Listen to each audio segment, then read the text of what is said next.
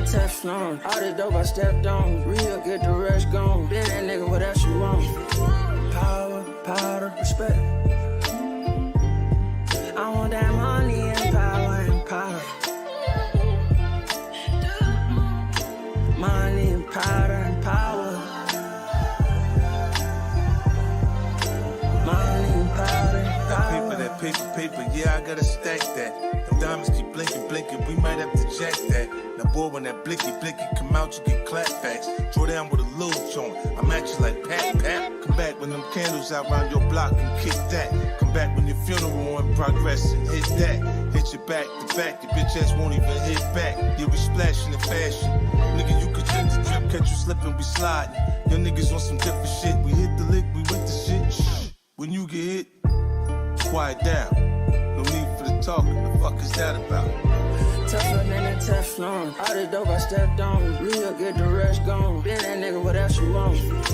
Power, powder, respect. I want that money and power and powder. Money and powder and power. Money and powder and power.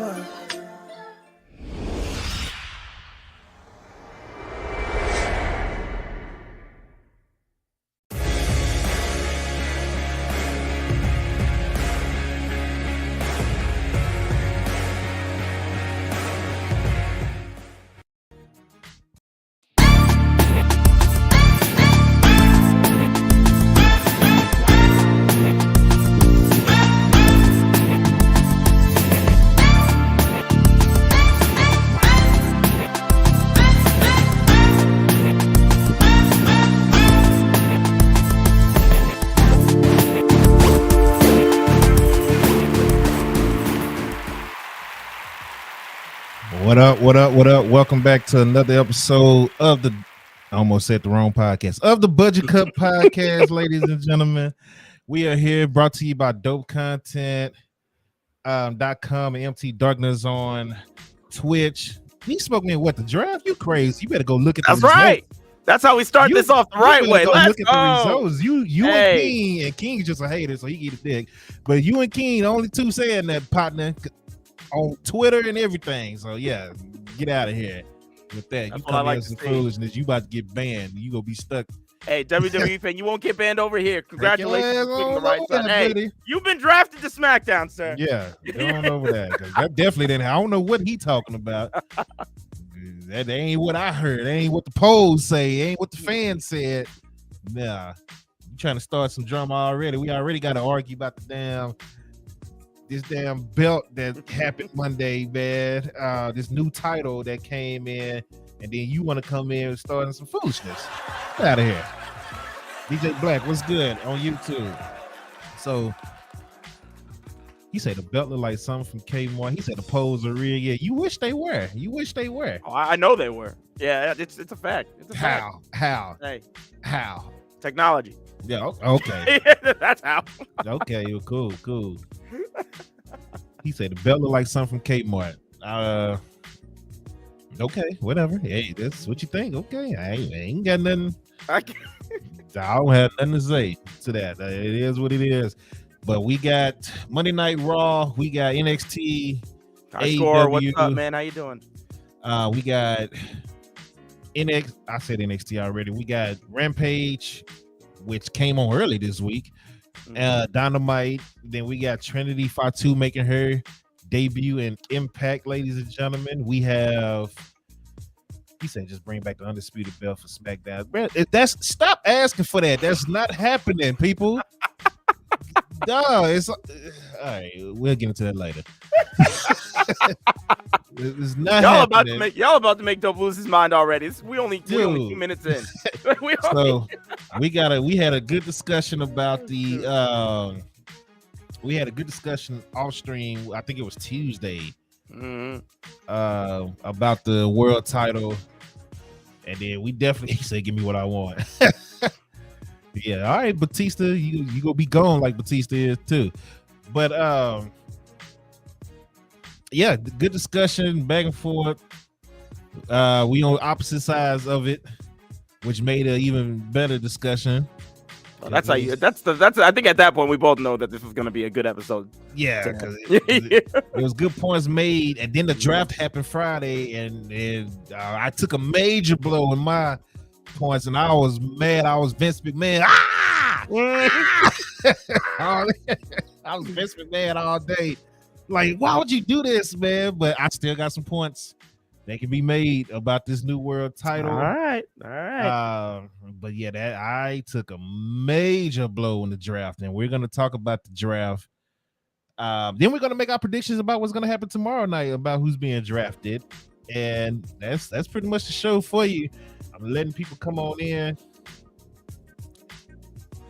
You say Batista dominating Hollywood. We talking about wrestling right now. We're not talking about Hollywood, DJ Black. See. Stick to the topic. Stick to the topic.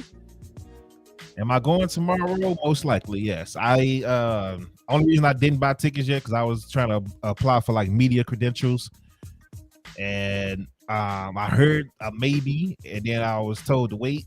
So I've been waiting, and I ain't heard nothing back. So I'm just guessing that they either forgot about me or so I don't know. I might end up just buying tickets last minute, but it is what it is. And the only reason I'm going is because it's the draft. You know, don't really. Yeah, that's the reason I'm going, because it's the draft. So yeah, so let's keep it going. Let's get into Monday Night Raw. DJ Black just feel like arguing today. Cool. Appreciate you watching. Yeah, let's go ahead. What the hell is happening? Why did NXT just pop up? Let's get to Monday Night Raw. I guess we go ahead and start. We ain't gonna waste no time. We're not trying to be here all day. Cody Rhodes came out, cut a promo. He decided to show his scar in the midst of his promo from the Hell in a Cell match with Seth Rollins. He was interrupted by Finn Balor. That led to a match later on down in the show. You had Sami Zayn questioning the Usos' place in the bloodline backstage. Had Jay looking all confused. Then you had the LWO taking on the bloodline, the 6-man tag team match where the bloodline got the win with Solo Sikoa taking out Cruz del Toro in that match. Trish Stratus came out and cut a promo. She mocked Becky Lynch and why Becky wasn't there and yada yada. Same old pretty much promo that she did the week before. Street Profits took on the Hurt Business, Cedric Alexander and Shelton Benjamin, which they don't call them the Hurt Business, but you might as well just call them the Hurt Business. It's the same people. And the Street Profits, of course, got the win.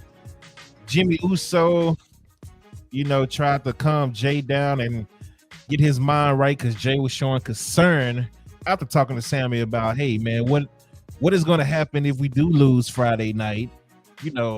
What is Roman going to do to us? And Jimmy's like, well, we're not going to lose. We're going to win. And what's going to happen is KO is going to turn on Sammy like, KO normally does. So I guess he got Jimmy to cool off a little bit.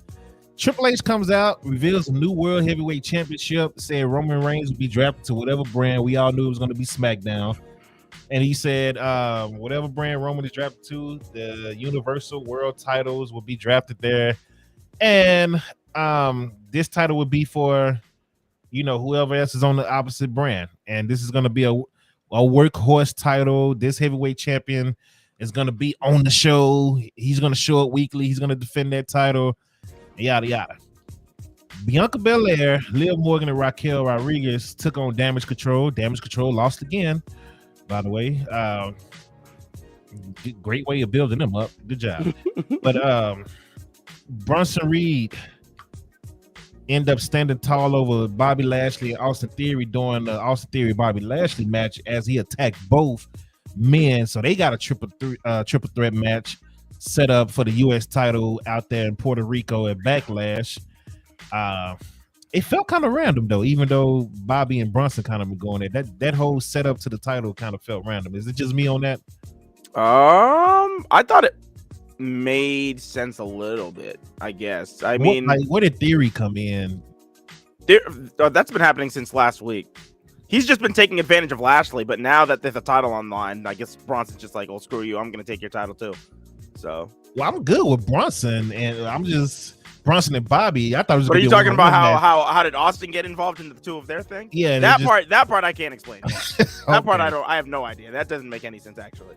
And I'm like, I know Bobby in theory got history, but that was a while ago, you know. I would have been fine with just Bronson versus Lashley. I think you could have sold that match by itself, but Yeah, I mean, but they need a title because Roman ain't there, so I don't think his tag title's on the line either. So, gee, this is a weird pay-per-view, but okay, let's keep it going. Chad Gable took on Mustafa Ali in Chicago, hometown of Mustafa Ali. Mustafa actually got the win clean.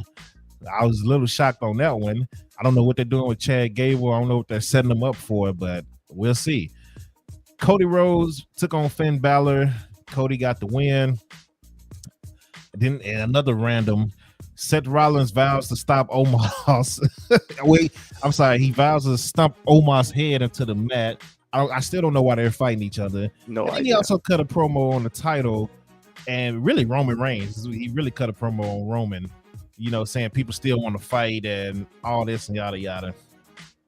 You know, that's that. Matt Riddle assures Sami Zayn that Kevin Owens won't betray him after Sami was very nervous after what Jimmy had told him and brought up the history of Kevin Owens attacking and portraying Sami Zayn, which is something we all know has happened on plenty of occasions here.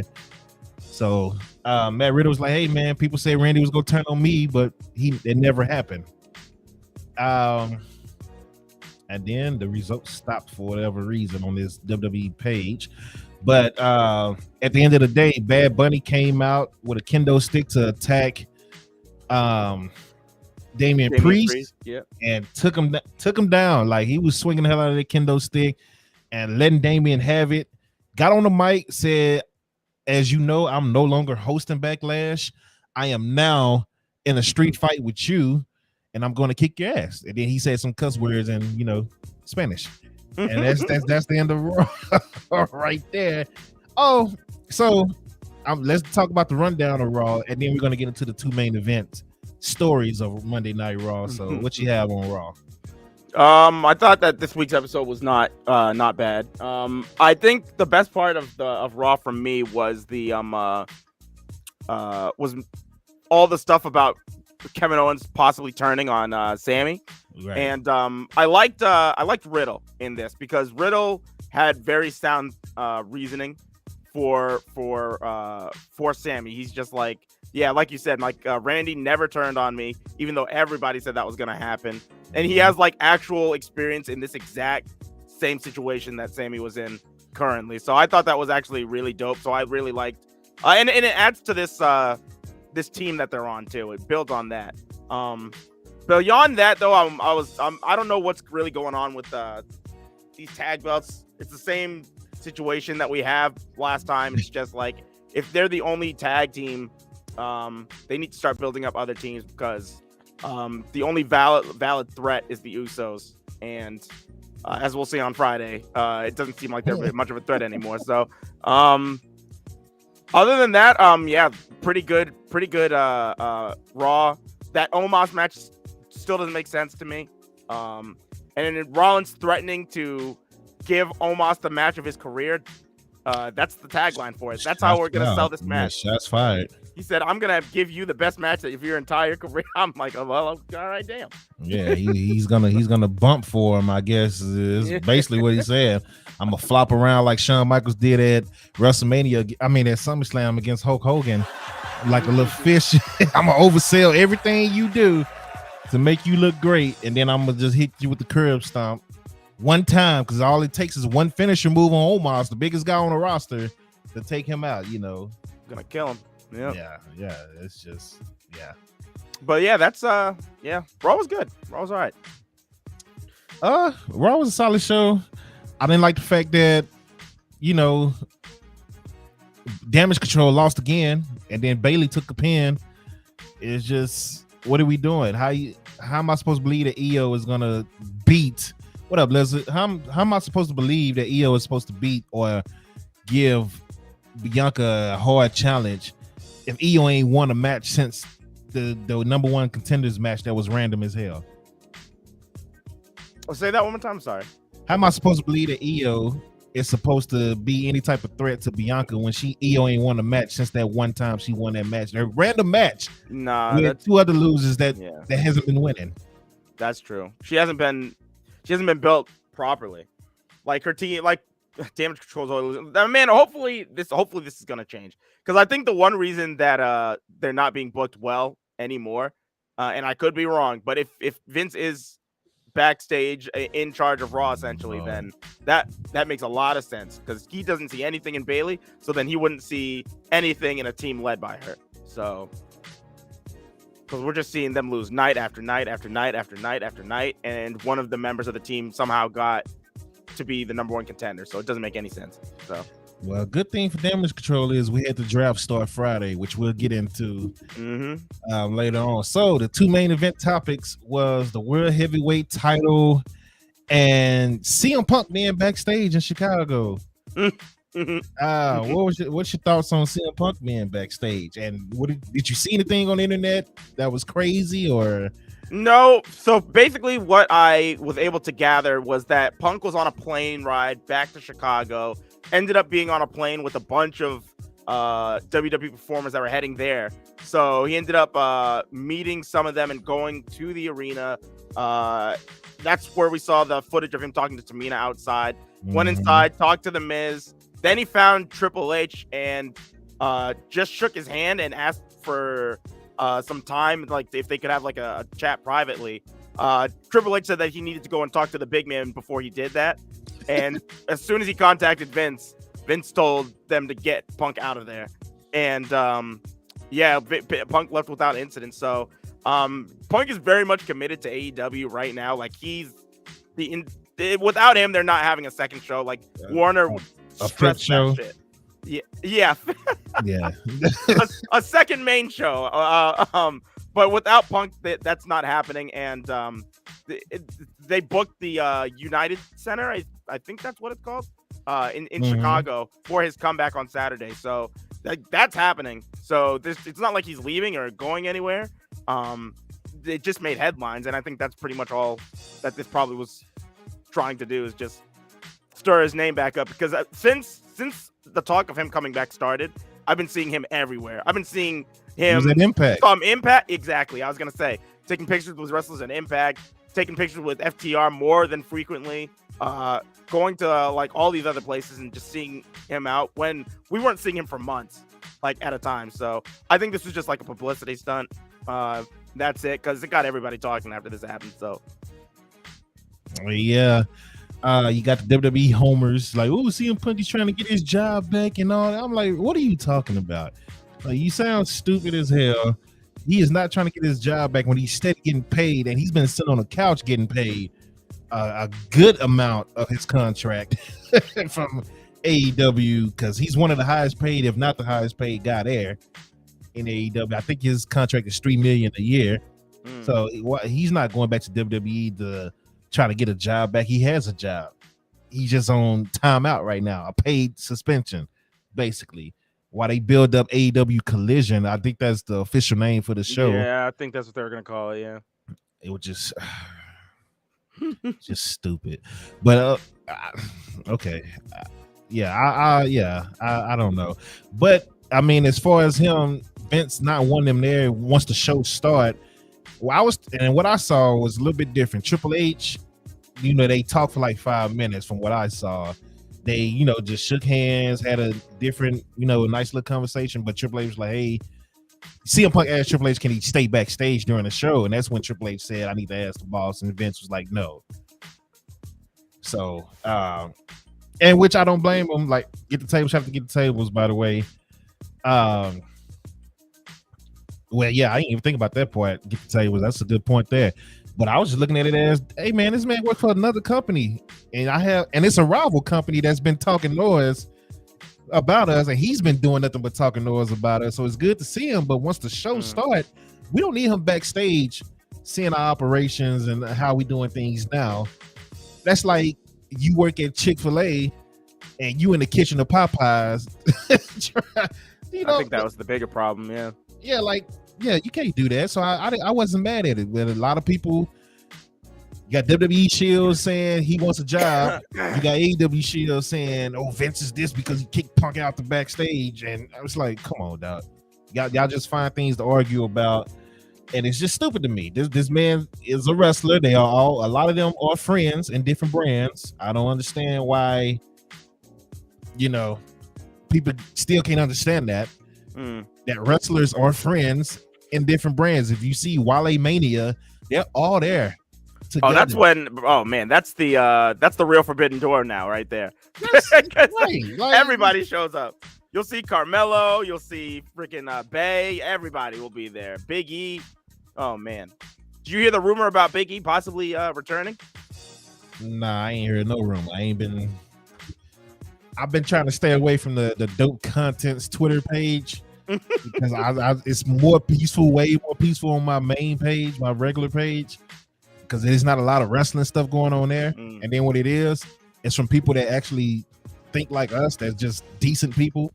Well, like-minded people that aren't going crazy. Yeah, something doesn't go their way. That just enjoys wrestling and they take it for what it is instead of, trying to make up a story and think they know everything backstage. Like people, I laugh, dude. People literally get backstage or get on Twitter and think they just know, and they will put a plot on Twitter and everybody will fall for it.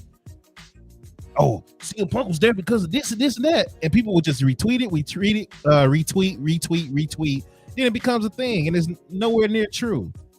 But new title, WWE World Heavyweight Championship is now a Raw Championship.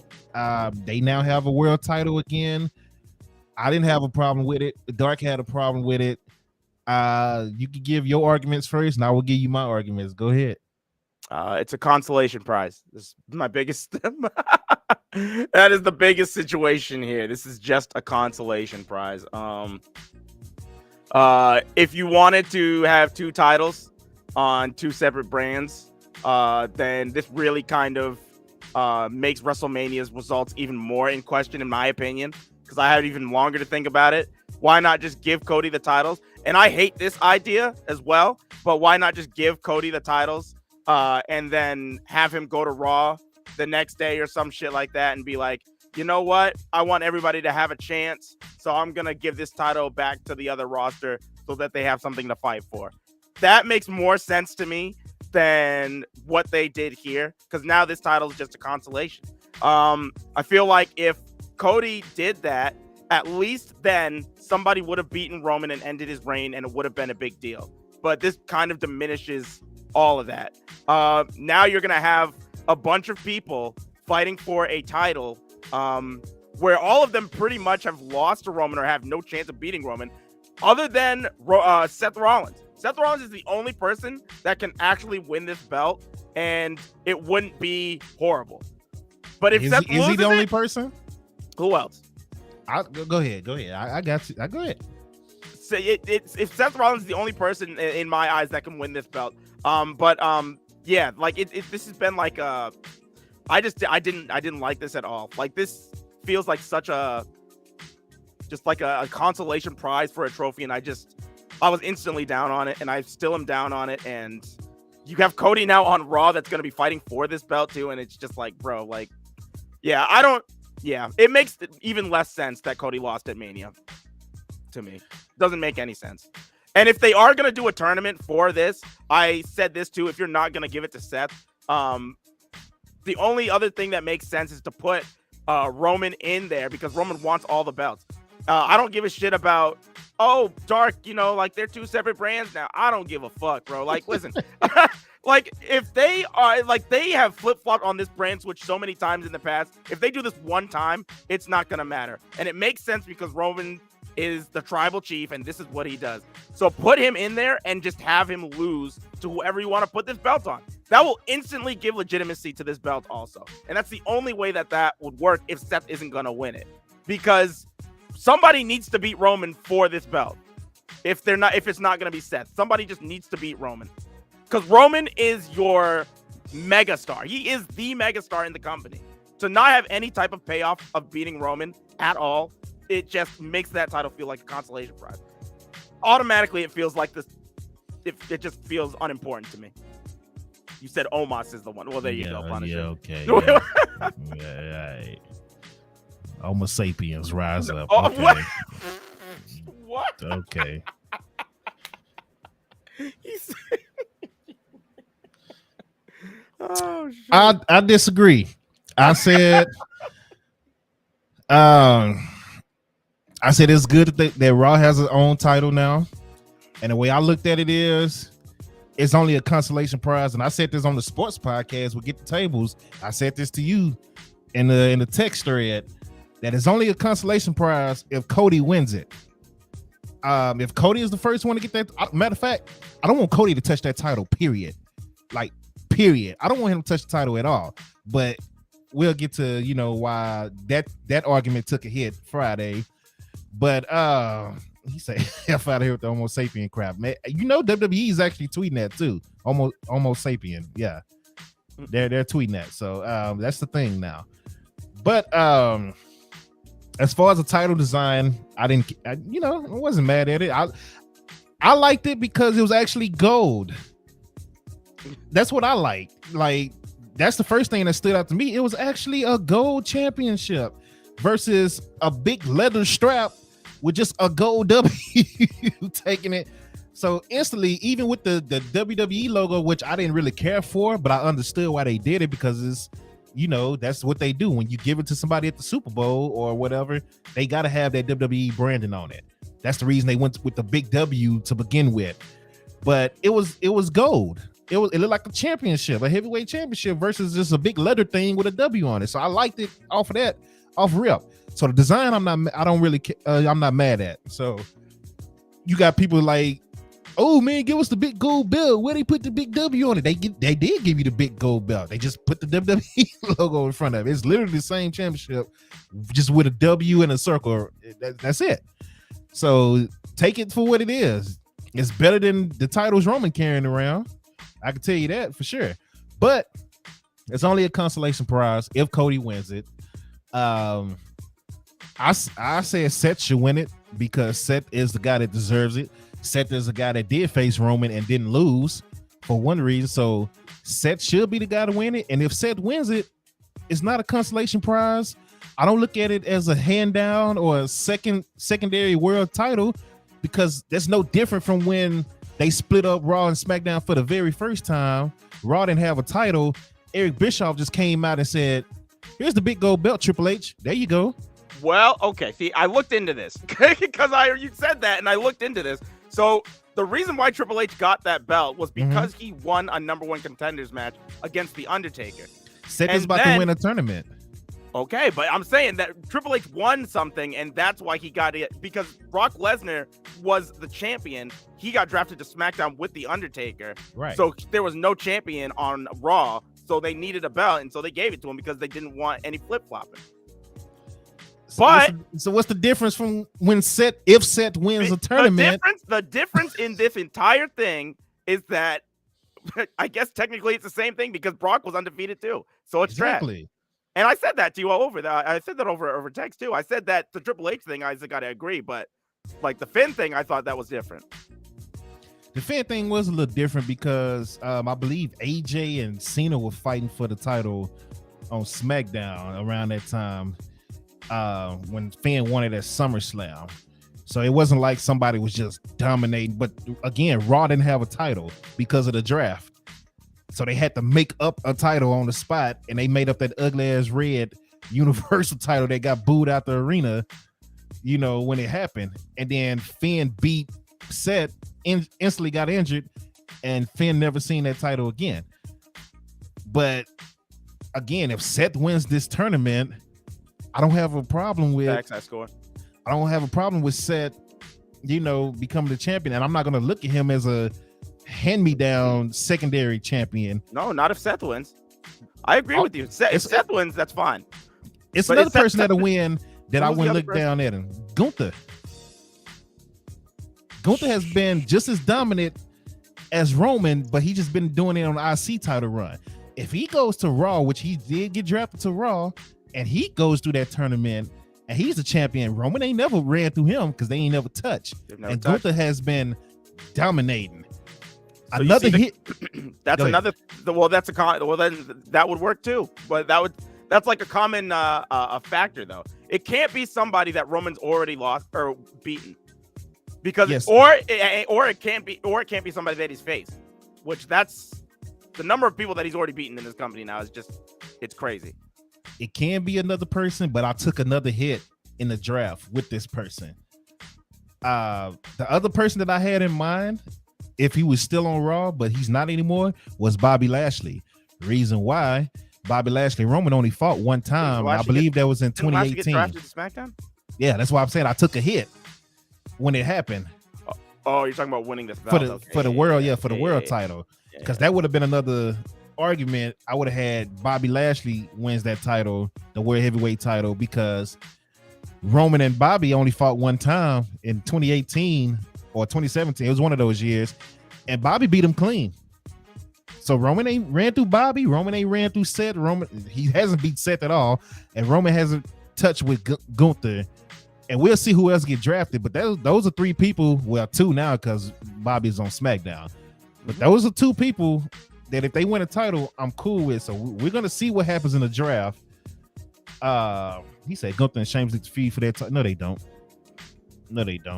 But yeah, I agree. It has to be a situation like that. But again, you think it's gonna be Cody? No, I just think the fact that we have to have all of these types of situations in order to give this title credibility is a problem in the first place.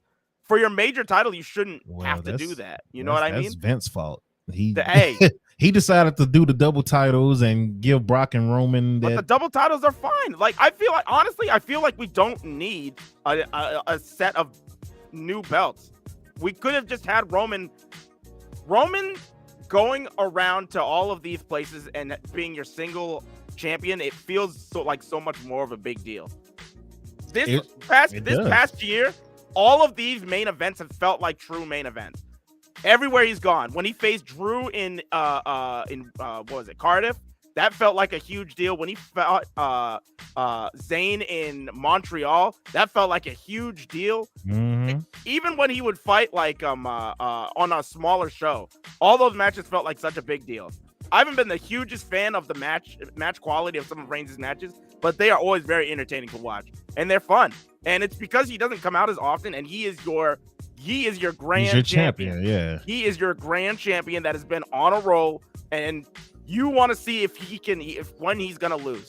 But now, why should I care? Because you basically told your audience, nobody will ever beat this man, guys. So we're just gonna make a second belt over here so that you guys can watch people fight for this. It's gonna change hands. Roman's just gonna stay over here on his little island of relevancy. He's not gonna even come to the show. He's just gonna keep being your champion. That's what I thought when I saw him reveal that title. It's terrible. You need to thank the USA Network for that, because they've been demanding to have a world champion for months now. Cody should have won at Mania then.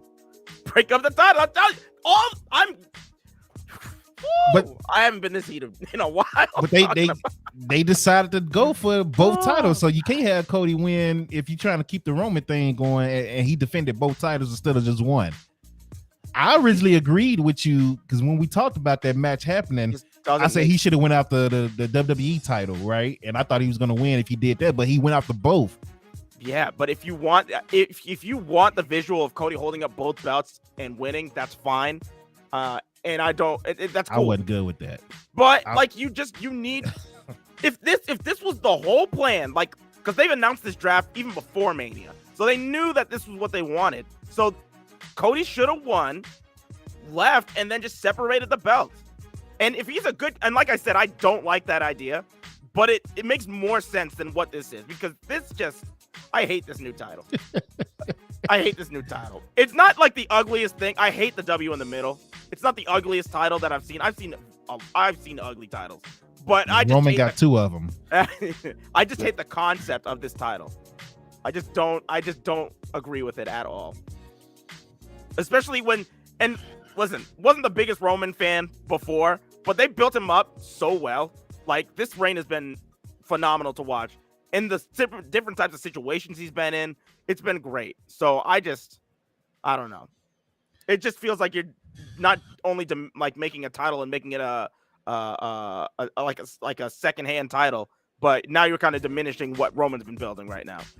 All right, so the thing about people that say, even because I said it myself for a while, that says Cody should have beat Roman for just a WWE title and keep that on Raw. Does that not affect Roman as far as his hit as the universal, as the tribal chief, the unbeatable, unstoppable guy? Does that not affect him? Honestly, I think that would have made for a better story. If Cody challenged him for just one belt and then won, then Roman, you could tell a story of Roman being your major champion, but just not being on top of his game anymore. So Cody's in his head. Like, and that would be great. You would have Cody as a champion on one brand, Roman as a champion in the other brand, and you'd see one champion thrive and you'd see the other champion just pulling at strings to keep what he had. Okay, so I think that would be how could he be mad at the Usos like he is right now if he would have lost as well at WrestleMania? You would have to change that storyline. Not really. You could just have it could be like a crazy king, like a crazy anarchist. He's lost his belt and now he's starting to turn on his own family. He's like slowly going insane, just like yelling at the Usos, even though he lost as well. He's just yelling at the Usos, acting like it's their fault, telling Solo to do things that like against like the family's wishes, not talking to the Usos about certain things. Like, you can still play that. You can still play that role. It would all work, but I just don't like that they made a new title. I think that's unnecessary. No. I look at it as, hopefully, the way I'm looking at it is, I think they're gonna just make one title for Roman. Like, they're gonna create a new title for him, and they just keep it one name so he won't walk around looking stupid carrying he don't look stupid, but look crazy carrying these two titles around. So hopefully they do that, and I will feel better about it as well. But I just don't see, like, if Roman would have lost, how you gonna talk shit about the Uso? Because they could quickly just say, "Hey, Us, you lost too. Like, shut up." Imagine if Jimmy or Jay said that to Roman in a crowd. Imagine that reaction. I feel like if that happened, you'd have the same reaction when Jay and Sammy were arguing in the crowd, and he said, "Man, I don't give a damn." If they said that you lost at Mania 2, people would be like, "Oh shit." But you know what the problem is with that? Gold. That's gold. Oh my god, that sounds great. Right, but you know what the problem is with that? Roman ain't been on TV since Mania. So there you go. When are you going to pull that trigger?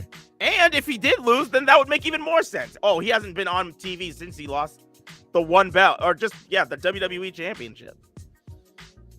It's like the Universal Champion is supposed to be on SmackDown, but we haven't seen him at all. Yeah. He's not on Backlash.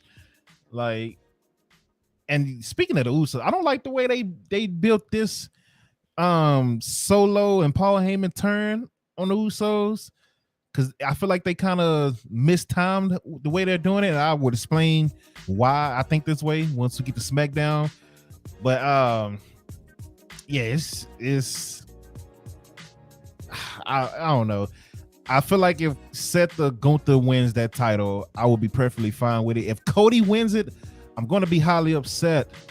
It shouldn't happen. I don't want Cody to touch that title at all. Cody is still at house shows cutting promos saying, "Oh yeah, I was screwed out of the fight with Roman," and that story is not over. He said, "I don't care if we're on different brands. I'm going to finish that story." So a lot of people are now saying, "Oh, they're going to have Roman hold the title to next year's WrestleMania, and that's when Cody is going to take." And I'm not liking that at all. I don't like nothing about that at all. I think Roman should lose his titles at SummerSlam.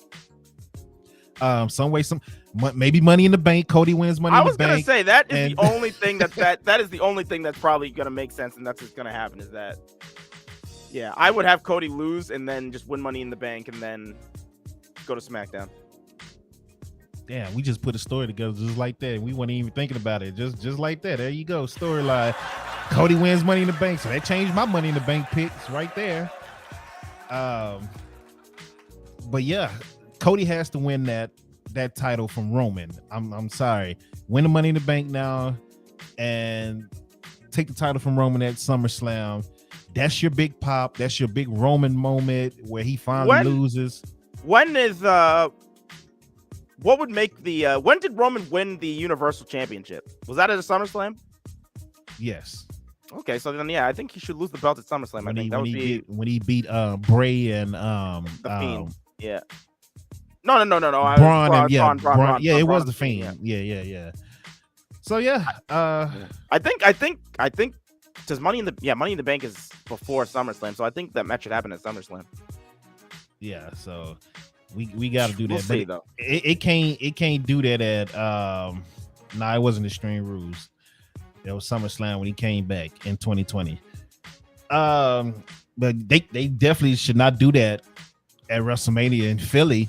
I told Tony this on his podcast Tuesday. Philly is not the place to pull that move because Philly is known to just hijack the show with their crowd, and they're gonna boo the baby faces. So if this storyline is too obvious, and when people are like, oh, it's gonna be Cody and Roman in the main event, and they just know Cody is gonna win, they're gonna boo the crap out of Cody. I'm gonna tell you something. If they're gonna pull this off at Mania, then they cannot have the same ending that they had this year because Philly will riot in that place. Holy smokes. They will tear apart the link if Cody loses for a second time to Roman at Mania. Oh my God. I would actually love it for that reason alone. Tear that damn stadium up. I like it. Tear that damn stadium up. That's perfect. So yeah, but I wouldn't risk that. I wouldn't risk that because all their big pay-per-views, Royal Rumbles and major pay-per-views, like I remember when Mark Henry got cheered when he went up against Cena, and Mark Henry was a huge heel and Cena's supposed to be the big baby face. Mark got cheered, Roman got booed out the arena when he won a Royal Rumble. I just wouldn't risk that, bro. And they always boo the faces and cheer the heels in Philly doing pay-per-views, so I wouldn't risk that at all. But yeah, that's all we got on. That's all I got on that, man. We just got to see what happens. We kind of made up our own storyline that should work with Cody winning the Money in the Bank and then going to SmackDown to finish his story, like he said, at SummerSlam, and then Seth or Gunther or somebody like that who Roman hasn't touched with gets that title. Then I'm cool with it. But if Cody touched that title, I'm completely on your side. Like I'm heel turning completely, and it's gonna be whatever faction we want to name our faction against WWE's creative team, because I'm fully turning. I'm going Hulk Hogan turning on WCW mode.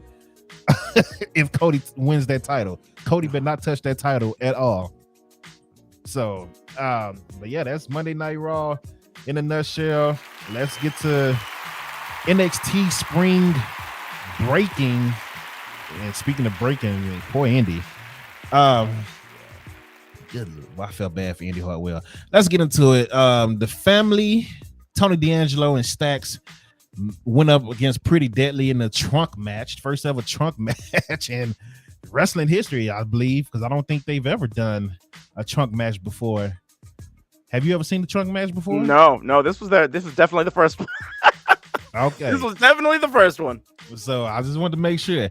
But yeah, Tony D'Angelo and Stax got the win. They shoved Pretty Deadly in the trunk and they drove out the arena. More on that story later on. These guys wrestlers just get to commit murder all the time and never go to jail, by the way. Braun Breaker defeated Andre Chase in a one-on-one match. Cora Jade defeated Laura Valkyrie. Did I say her name right? Valkyria, I'm sorry. Valkyria, yeah. I don't know why I said Valkyrie. In a one-on-one match, Carmelo Hayes defeated. I got a problem already. And this is something that you said when he was the North American champion. Why is Carmelo Hayes not in the main event? And then he didn't even start the show. He was mid-card as the champ against Grayson Waller. As the champ. That's the first thing I noticed Tuesday, and I was mad. I was like, yeah, Dark is gonna love this part too, because as you the first person I thought of when I saw it. I was like, this is not the main event. Like Grayson Waller, the guy that was just headline Vengeance with Braun. Oh, okay. But Carmelo Hayes got the win and got attacked by Braun Breaker, who speared him through the wall at the end of the day. So after he called Braun out and said, "You need to face me one-on-one," Josh Briggs and Fallon Henley defeated Brooks Jensen and Kiana James in the mixed tag match. And then Kiana finally showed her true colors and told Brooks, "I was never in love with you." Brooks was sad, and Josh gave him a hug, and that was the end of that right there. So Thank God.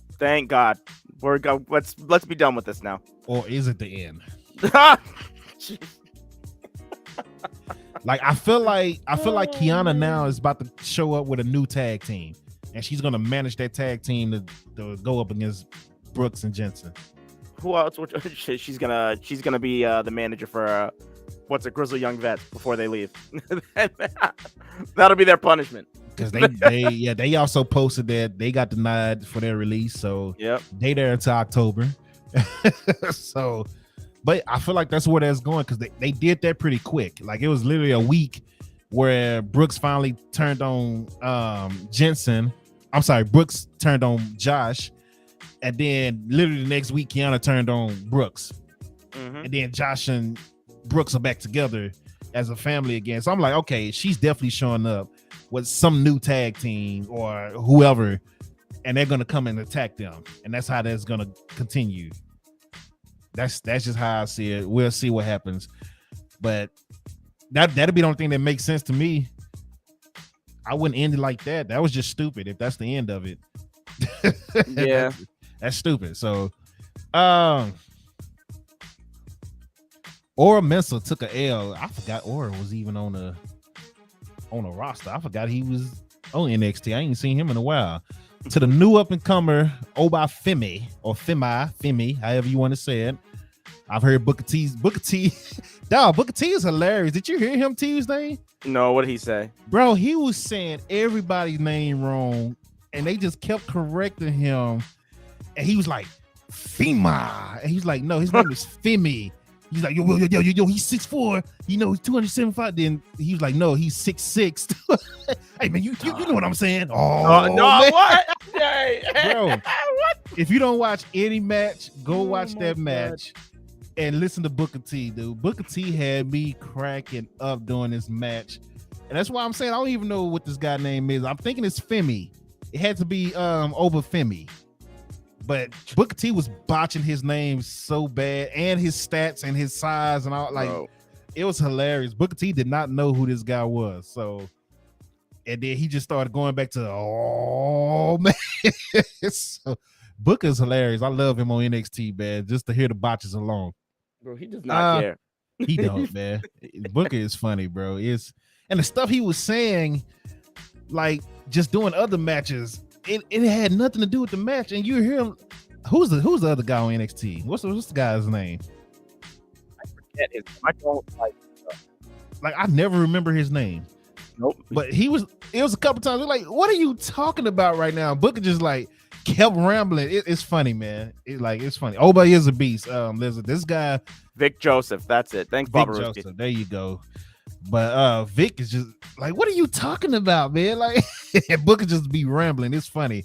Like, I love it. I love it. So keep Booker on NXT so I can get a good laugh out of every episode.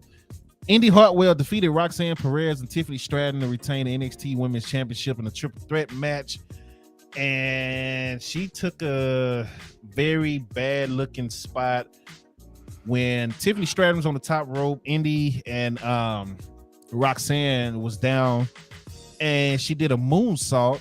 Tiffany did a moonsault. Indy and Roxanne caught her, and then while Indy was catching her, Indy has already started her process of going down. And since she did that, her leg got caught under her whole body, and it was just bent back. People were comparing it to what's it called, to Dante Martin's injury. To not as bad as Dante Martin. Nah, it's not. It's close though. Yeah. Didn't look good. So the crazy part, I was gonna say, go ahead. I think we were gonna say the same thing.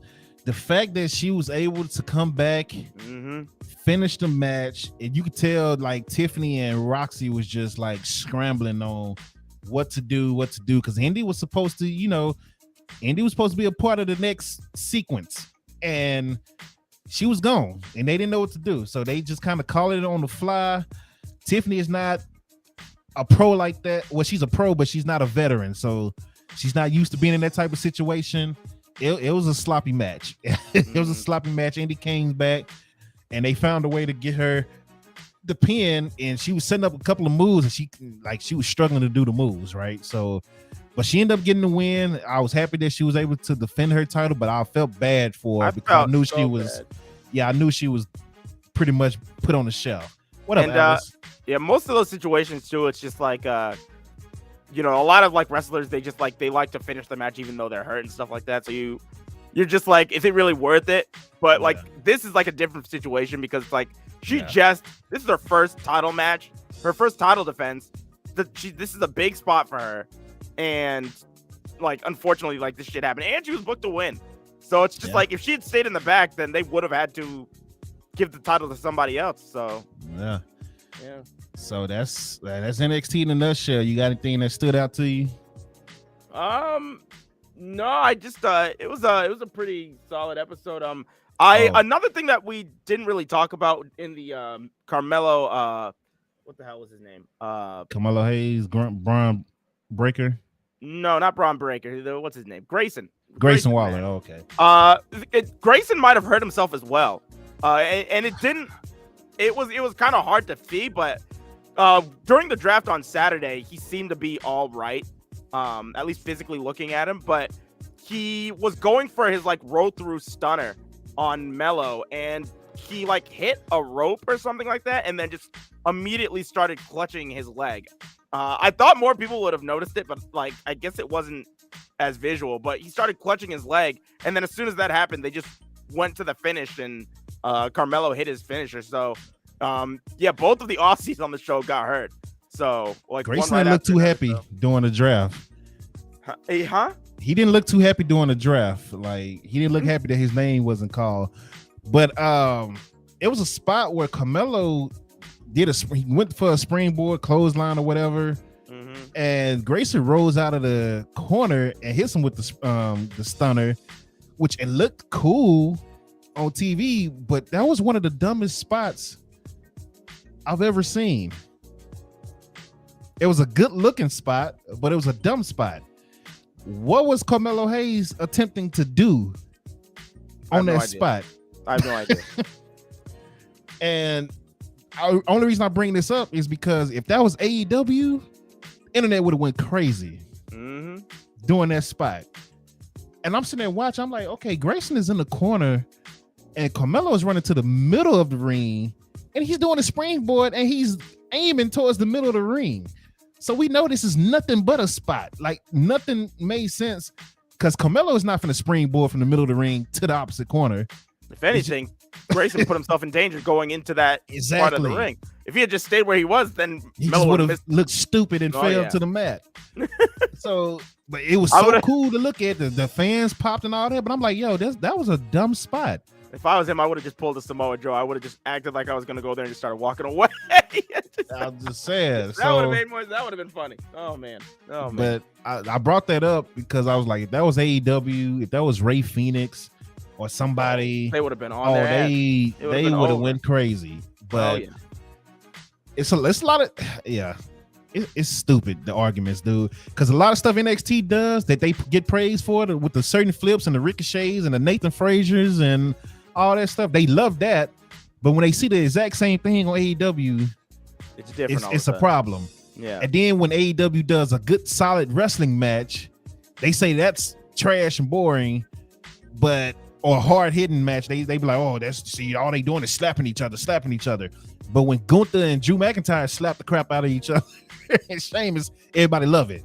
So what do we want here? Like, what are we doing? And if you're a hater of each brand, just don't watch the brand, you idiot. You're giving them a rating, dumbass. That's all they care for.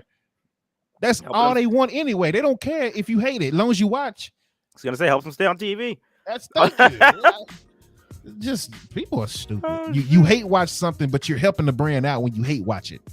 Barbaruski said tribals. Yep, exactly. That tribalism from each side. It's ridiculous.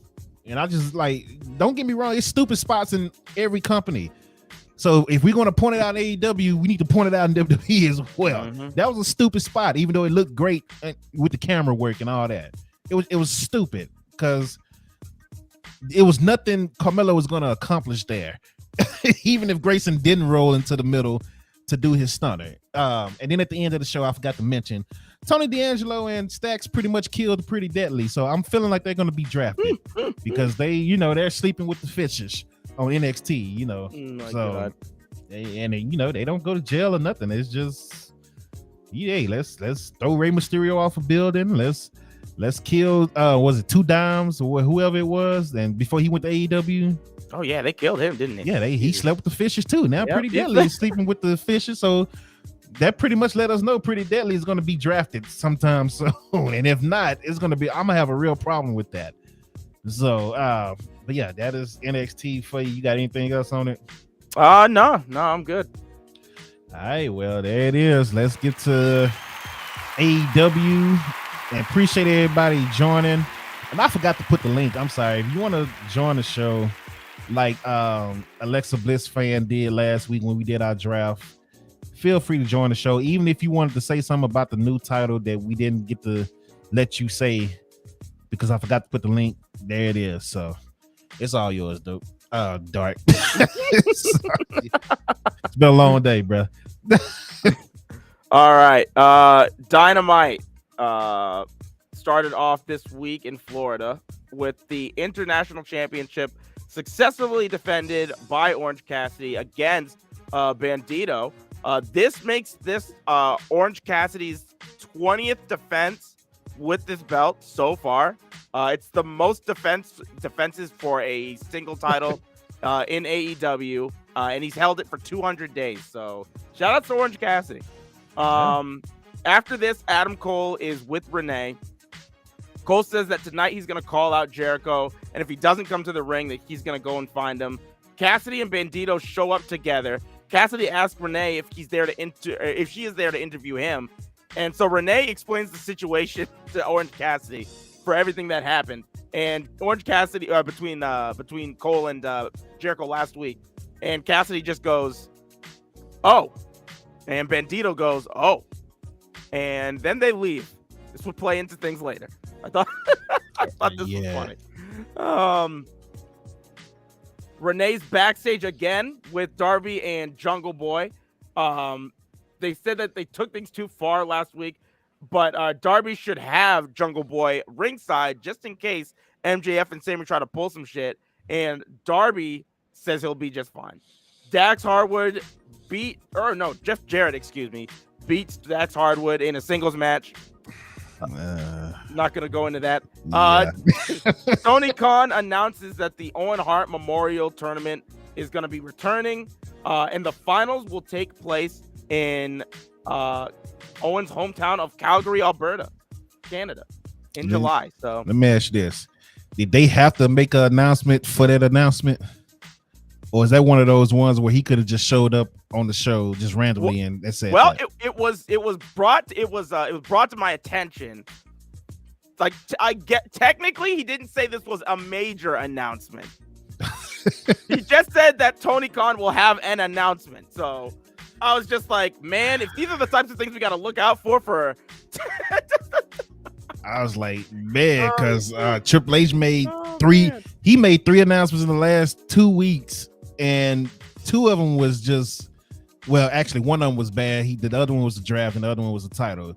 And then the next thing you know, Tony Khan has another announcement. I'm like, damn, he just made an announcement. What's up with all these announcements? Didn't Triple H have an announcement where he just said that? Yeah, that's why I said that was the bad one. Oh, that was the bad one. Yeah. And then he made up for it talking about the draft and then the world title. So I think both companies are just like, yeah, if we tell them that our owners are gonna have announcements, people will getting out of hand. It's getting out of hand. Like when he said what it was, I was like, you could have just popped up on TV and said that, and I would have been perfectly fine with it. But hey, whatever. Wardlow has a match against a jobber. Headbutt, lariat, powerbomb. Match is over. Wardlow wins. Afterwards, Arn Anderson gets the microphone And he says he's been in the business for 40 years, and he's finally figured out who's who in the dressing room. Arn compares Wardlow to a dynasty in the NFL. Says nobody in the locker room has what Wardlow has.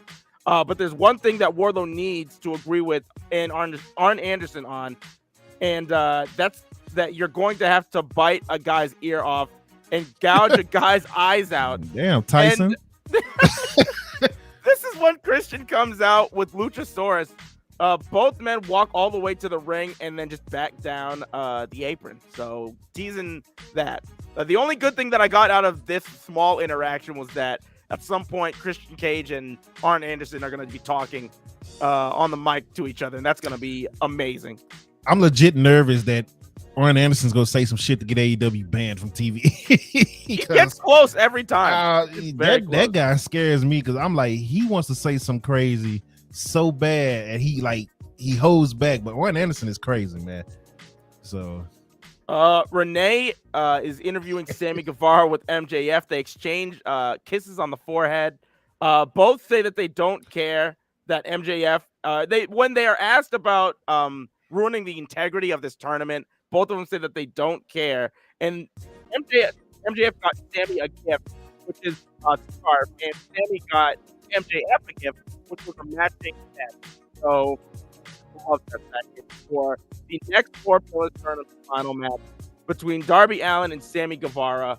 The match reaches its conclusion when Darby or MJF comes into the ring, throws Darby his skateboard, leaves, and then what's his name? Sammy Guevara just falls on the mat and smacks it. Classic Eddie Guerrero spot. The ref turns around and calls for the bell. Paul Turner calls for the bell via disqualification. Sammy Guevara wins. They're extremely happy. They're saying this is the main event. They even have the graphic up. Sammy Guevara versus MJF at Double or Nothing. That's when Tony Schiavone gets a message from Tony Khan. Another message from Tony Khan. You prick. I would have Tony Khan said that part. Schiavone says Tony Khan told them that because of what MJF and Sammy have been doing the past 2 weeks, that there will be a final chance for Jungle Boy and Darby Allin to get into this main event at Double or Nothing via a tag team match against MJF and Guevara. If they win, they're added. If they lose, the main event stays as it is. So, and of course they're gonna win. So exactly. Yep. So after this, Adam Cole comes out. Says he's not. Adam Cole comes out, calls out Jericho, and says that he wants to beat him within an inch of his life. And Cole doesn't have all day. Jericho still doesn't come out, so he's about to go to the back. But then he shows up on the big screen. Jericho says that he doesn't want to be anywhere near. He doesn't want to be. Good Lord, I'm butchering this whole thing. Jericho doesn't want to be anywhere near anyone like Adam Cole because he couldn't even defend his girlfriend when she was getting her ass whooped last week. But he says that he has a few guys that'll take care of you anyway. So he sends the entire Jericho Appreciation Society out. Then Cassidy and Bandito show up to try and help Cole. But they get whooped by the Jericho Appreciation Society too. All of a sudden, End of Heartache starts playing over the loudspeakers. And Roderick Strong, who I think a lot of people were genuinely surprised by this. Roderick Strong comes out, clears the ring. Cole and Strong embrace. We now have 3/4 of the Undisputed Era, all in AEW. I was about to say something about Bobby Fish, but go ahead. I did not see this coming at all. I did not hear anything about Roderick Strong's contract coming up. And apparently in WWE, there were people there that were even surprised that Strong had showed up, and they thought that even though that they hadn't signed anything, that he was a sure shot to just come back to the company. So, that was a legit shocker because nobody knew anything, no dirt sheets or nothing. So that was good. Whatever Roddy did, everybody else need to do it. Yes. So just disappear, bruh. We get QTV and Powerhouse Hobbs is mad because he lost his belt. Jade Cargill and Taya Valkyrie for the TBS championship. Jade Cargill retains after Taya Valkyrie. So Taya Valkyrie was not allowed to use, I think it's Road to Valhalla, which is the exact same move as Jade Cargill's finisher. I forgot what that's called. Jaded, exactly. So she was about to go for, she was about to go for Road to Valhalla, and Jade rolled her up into a 3 count after she stalled, and she was pissed after she lost. Taya started just attacking a bunch of people. Was gonna do the Road to Valhalla on Aubrey, which got booed. Yeah, I did not understand if they were trying to turn her or what, but I was like, I don't know. I was like, I think they thought that they was gonna pop, but she picked the wrong referee. Yeah, you can't do that to Aubrey. Can't do it. Not in AEW. Nah, they not going. They not having that. No. High Score said that would have been great. It would have. Yes. Jay White and Juice Robinson are calling themselves the Bang Bang Gang, I guess. Lord. Terrible. Jamie Hayter and Britt Baker say the only way this is over is with the Outcasts is that when somebody gets sent to the morgue. Bryan Danielson is out to join commentary before the main event. Kenny Omega and Konosuke Takeshita against the Butcher and the Blade. Omega and Konosuke get the victory. After this match, Danielson takes the mic, puts over Takeshita, and says that Omega's best days are behind them. He says that if Takeshita trained with the Elite and slipped up, and then he's like, I mean the BCC, the crowd got on his ass. But he had a nice recovery, and he finished the rest of his promo. And the BCC ended up coming in behind them and attacking them. Takeshita or just Omega, actually. Moxley threw Takeshita out of the ring before they started attacking Omega. They were about to get a screwdriver to Omega when the Young Bucks showed up, but they get quickly dispatched too. No. I'm sorry. I'm skipping a lot of stuff. So the Elite got the upper hand. Omega had a screwdriver and it was about to stab Moxley in the eye when I believe it was Danielson talked Takeshita into getting into the ring to stop Omega. He gets up there and he stops Omega, which reverses things for the Elite. Now the BCC have Omega on his knees, and they're asking Takeshita if he wants to join the BCC or not. Takeshita can't make up his mind, so they just Wheeler Yuta gives him a low blow, which I did not see coming.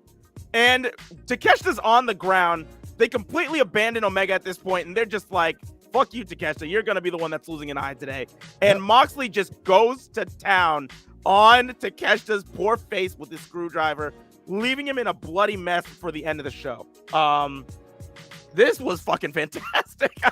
Gang violence to end NXT. A great way to end the episode. And Dynamite. Back-to-back shows ended in gang violence. Two teams sleeping with the fishes and the other one getting stabbed in the eye. Yeah. And in the forehead or whatever. Yeah. So, yeah, gang. This is what we're doing in wrestling right now. But that was lovely. No, but that was Dynamite. So, what did you think of this week's show? Wasn't that best show to me? It was cool. I was happy to finally see Jade get a match on Dynamite, and then the finish kind of turned me off of that match. I just don't have. I feel like that title, man. They just gave it to her so she can have something to do and keep her undefeated streak. But they don't really care for that TBS title.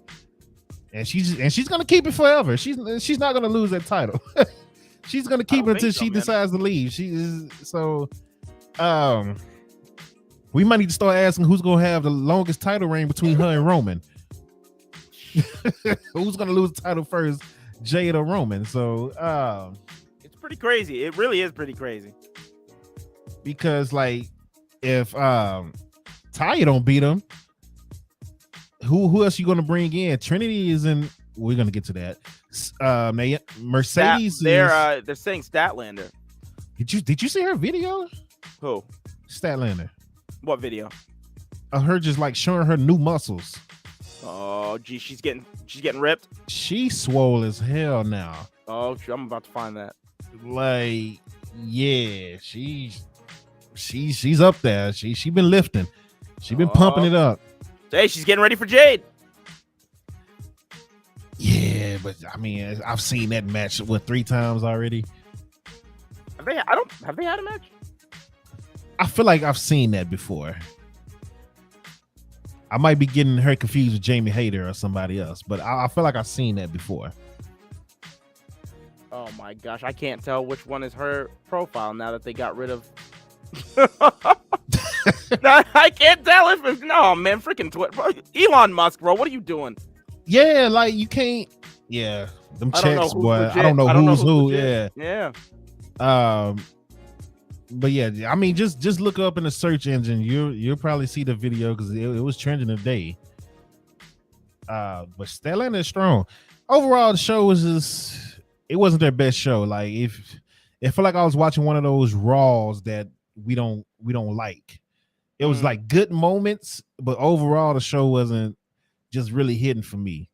Like I love the backstage stuff with Renee because I laughed at a couple of segments they did. Lizard said he just retweeted it, the Statlander video. All right. Yeah, she is huge, Lizard. She's big now. So and that's with the shirt covering the muscles. That lets you know how big she is. So yeah, it was, man. It wasn't the greatest AEW shows. It was an average weekly show. It felt like they just tried to get through the week. Yeah, So, which sometimes that's all it is. Yeah, so the whole Warlord thing, we'll see where they go. Him and Luchasaurus should be a fire match, and I like the fact they're starting to let like the bigger guys go at it with the bigger guys. So we'll see how that go. 2 athletic guys that's big like that should be very fire. But we'll see how the storyline goes with that. But other than that, I just really don't even care too much for the what's the name? Outcast storyline no more. With BRITT and all them. Did you just see it? Yeah, what in the world? Jeez, Yeah. well, hold up. I'm about to put it up on my thing for you guys. This is crazy. Yeah. Oh, Yeah. smokes. You see it? Took it, caught him off guard. Y'all see it? Oh my God! Looking like Jordan Grace over here. Bruh. Holy smokes! But I'm sorry, I got distracted. nah, you good. I just saw your face. I already knew what it was. I started laughing. What in the world? But he said like she wearing a fake muscle costume, man. I'm telling you, bro. She did something Insane. Oh my God, bro! She's absolutely gonna take the yes. No, I agree with everybody in the chat that said Statlander. Yeah, absolutely. You think it's gonna be Statlander? Oh, now? it has to be. If it's not Statlander, I don't know who else is gonna take this from Jade. Oh my Lord, she is building her body to be her like equivalent. Like it's nuts. Yeah, she might be bigger than her now. That's crazy. Like it's crazy, but yeah, it was an average show. You got anything else on it? No. I agree. This wasn't like the segments with. I've loved all this stuff that they're doing with the PCC in the Elite. I love this stuff. So all of this is really good. But beyond that, yeah, it was just kind of your average show. What you think about Jared beating was it Dash? Yeah, I did Dax. Yeah, Dax. I think I'm calling him Dash like his WWE Dax. It seems like they're just setting up for a tag match, and I don't even care for it. Jeff is gonna find a way to stay relevant, and yeah, he's gonna be in some type of big match on AEW. Tony said the main event. Tony didn't like AEW for what it sounded like because every time you did a segment, he was like lame finish. So I don't think Tony liked Dynamite this week. And like I said, it was just one of those shows. I feel like they were just trying to get through the week. You know, Jarrett, Red Sox fans said Jarrett and Lethal have had the most title shots this year. That's true. They've had a lot of title shots. It seems like they're going to be getting more. So I don't understand it, but yeah, and low key felt like a Rampage. Just a longer version. Dakota Kai fan. So we had Alexa Bliss fan last week. Now we got Dakota Kai fan. How you doing? Thank you for joining. Dynamite hasn't been good in a bit, says Tony. Says get the tables. I'm at to think. I think I think last week was good. Wasn't last week good? Last week was a solid show. Well, am I getting my weeks confused? I'm gonna have to go back and look now. No, He said an Homo sapien. Yeah, we got an Homo sapien too. Yeah, we do. These people, that's what you're killing me. So yeah. So that is. I don't know who made this up, but you need to get out of here. You're not welcome here anymore. What do you think? Oh, it's Alexa Bliss fan. She changed her name. Good Lord, Alexa Bliss. Who you gonna be next week, Alexa Bliss fan? We're gonna have to start keeping tabs on your name change now. But there we go. AEW in a nutshell. Before we get to SmackDown, let's get into some bonus, which is Trinity Fatu, ladies and gentlemen, aka Naomi or FKA Naomi. She is now Impact. Made her debut. Tony, get the table says some feuds they have going or they're not great. As far as AEW, I got you. Bianca Belair fan doesn't sound too bad. Hey, there you go. But I don't think she's gonna do that one. I think the next one is gonna be Liv Morgan fan, if I remember correctly from last week. So, but Trinity Fatu is now Impact. Impact built it up as a surprise, but of course, social media is gonna ruin that surprise. So once they saw it, they just had to go ahead and jump on the wave and start posting like clips of her entrance and all that stuff. Oh, so yeah, you can see that actually right now. Yeah, on my channel. Yeah. Oh shoot. So, yeah, they taped it earlier, Liz. You know how they do, but it blew up. It blew up on social media, and then when Impact was like, "Oh, Trinity's set to make her debut," afterwards, I was like, "Yeah," but the internet kind of ruined the surprise part of it. That's all I said. I said the internet kind of ruined the surprise part of it. After I posted like 4 videos saying this is dope, this is fire, she's gonna bring ratings and this and that. You know what? We still had wrestling fans like, so what? It's not gonna ruin anything. You know, just enjoy the content and all that. And say congratulations.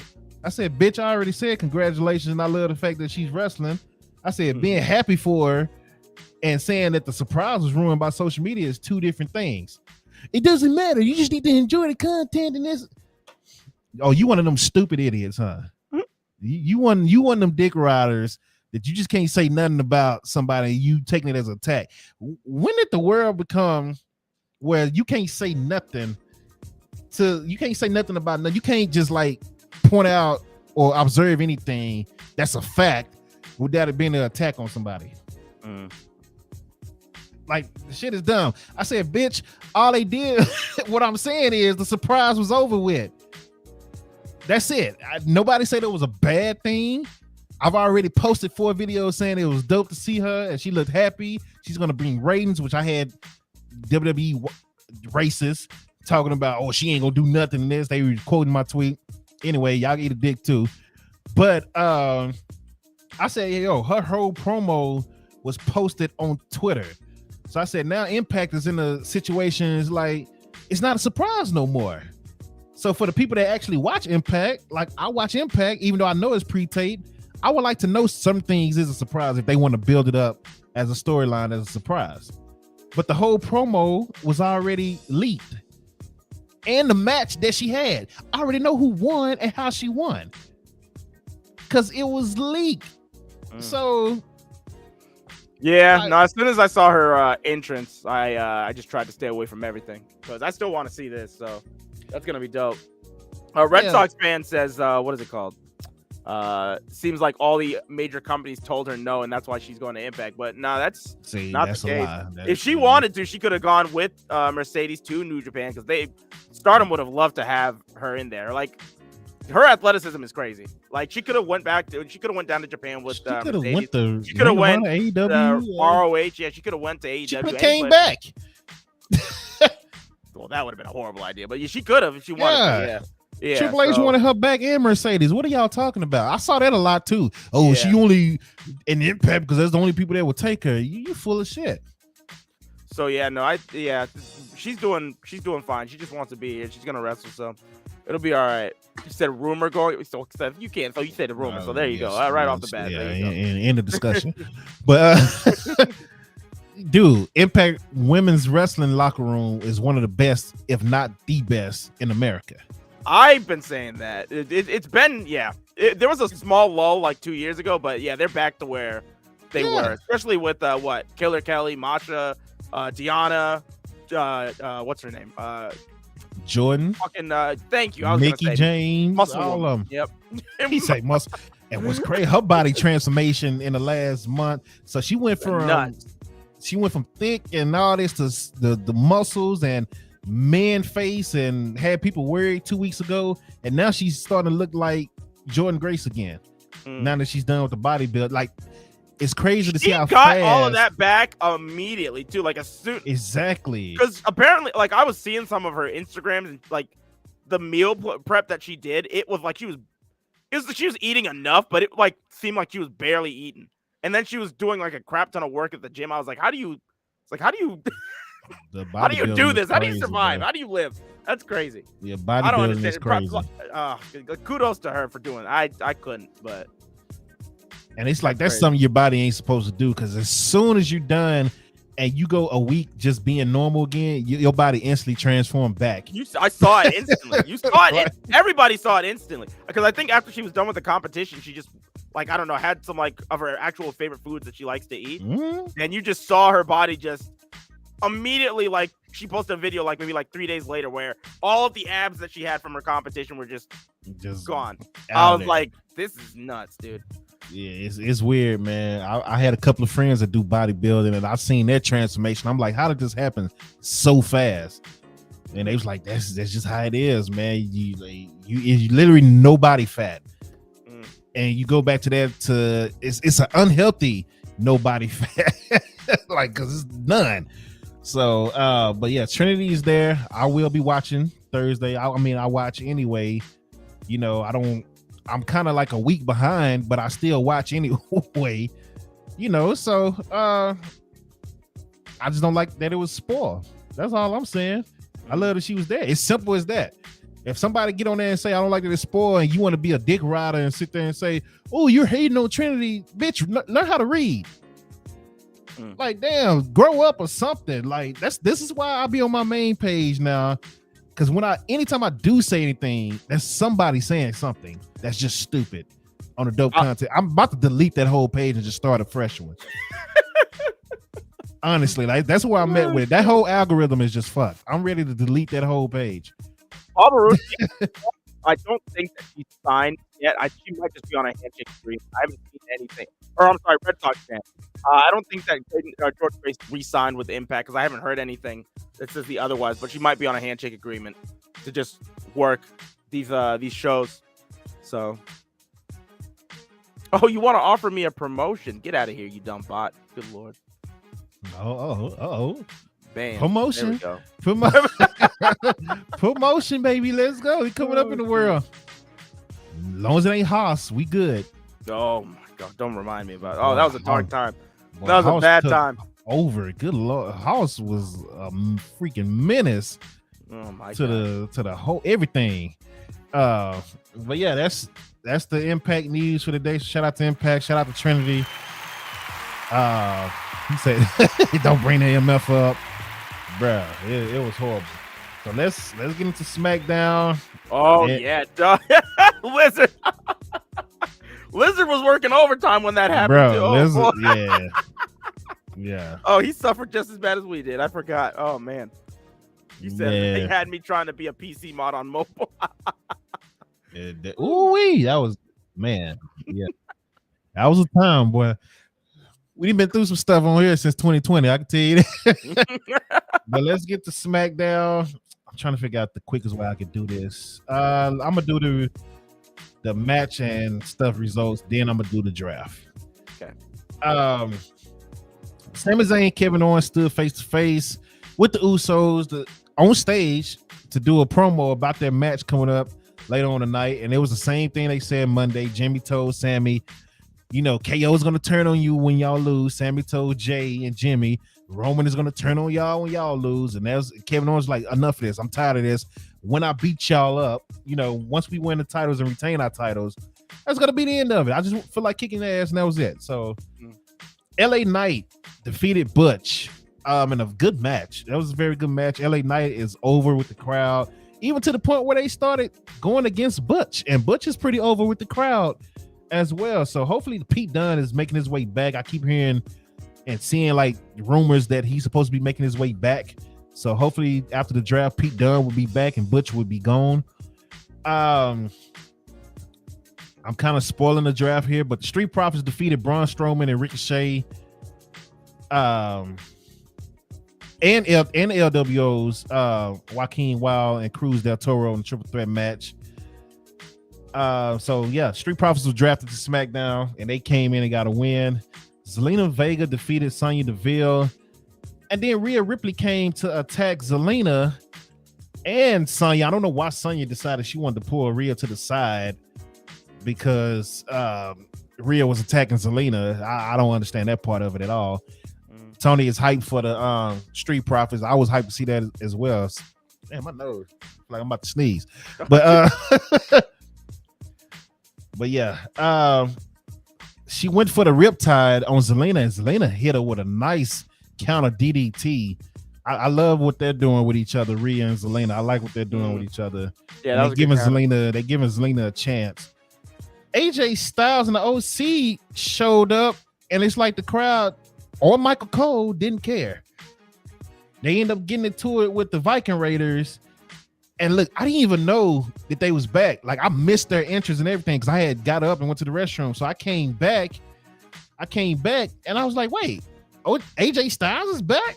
The OC is back. Like we literally just talked about him on Twitter earlier today. So I said, I forgot that the OC was there.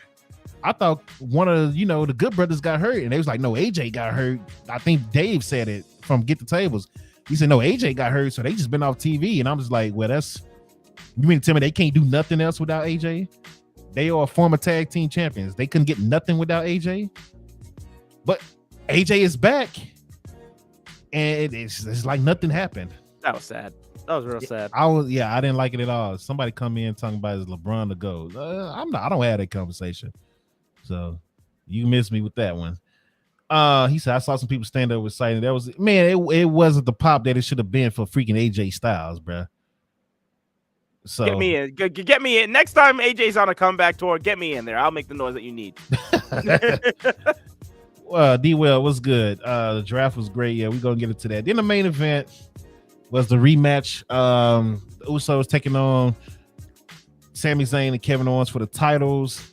Usos end up losing. I missed the part where Solo came out. Do you know what happened there? So, yeah, this was interesting. So, earlier in the show, Paul Heyman's hyping up the Usos. He's giving a speech. And then, like, midway through his speech, the Usos are sitting in front of Heyman, and they think that he's still talking to them. And he, like, pulls up, and he pulls out, like, some tape, like hand tape, and hands it to Solo, and Solo just starts taping up his thumb. I didn't like that part, and I'm gonna tell you why too. So yeah, so they make it like they're like, what's going on here? So later on in the match, Solo, like the Usos were in trouble, and Solo started coming out, and Kevin Owens was distracted, and you kind of don't know if Solo was gonna go after the Usos or if he was gonna help them. But it didn't matter because Riddle stopped him before anything happened, and that led him to the finish. So.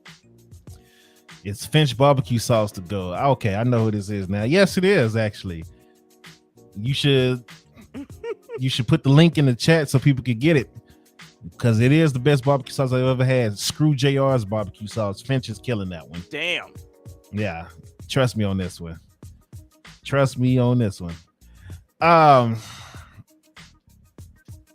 Yeah, so I'm trying to figure out how I'm gonna do this. Let's do the draft, and then I'll tell you what I didn't like about SmackDown. So we got the draft coming. Round one, of course, is Roman Reigns and Solo and Paul Heyman. No Usos for SmackDown. Raw gets Cody Rhodes. Effed up my argument instantly. SmackDown gets Bianca Belair. I was lit for that. Raw gets Becky Lynch. Okay. SmackDown gets the Street Profits. I was lit for that. Raw gets Imperium. I was like, dang, that's a big hit for SmackDown. SmackDown gets Edge. Cool. Raw gets Riddle. They retained Riddle, I should say. SmackDown gets Bobby Lashley. Raw gets Drew McIntyre. SmackDown gets the OC, which is AJ, Mia Yim, and the Good Brothers. Raw keeps the Miz. SmackDown gets Damage Control.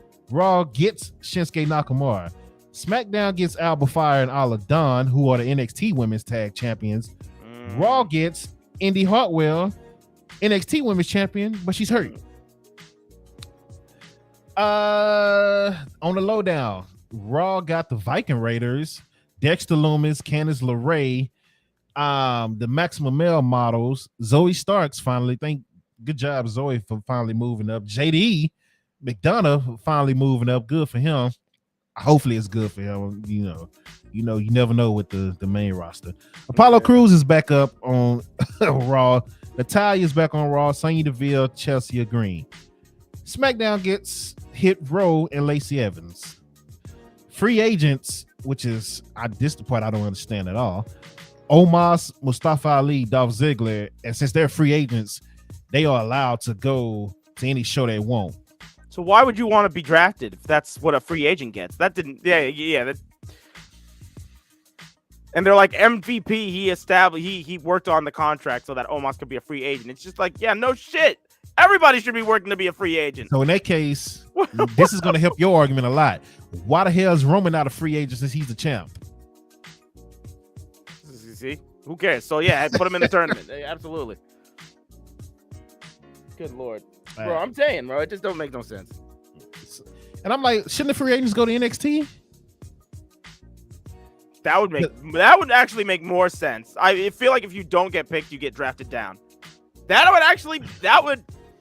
gives everybody what is it called? Reason to just to try. It's exactly so. Stocks, bro, like that actually makes a lot of sense. I didn't get drafted means I'm on NXT, so now I'm on NXT. I got a point to prove. And that leads to fire NXT matches till you get built back up. Von Wagner's free agent. Yeah, like why? That don't make sense to me. So I'm like, you're already screwing it up right now. Doing it that way. Now let's get into the thing I don't like about what Paul Heyman did. Or the timing of it. Let me say the timing of it. This is the second time, or maybe the third time now, where Paul has basically threatened the Usos. You don't win the titles, it's your ass, basically, right?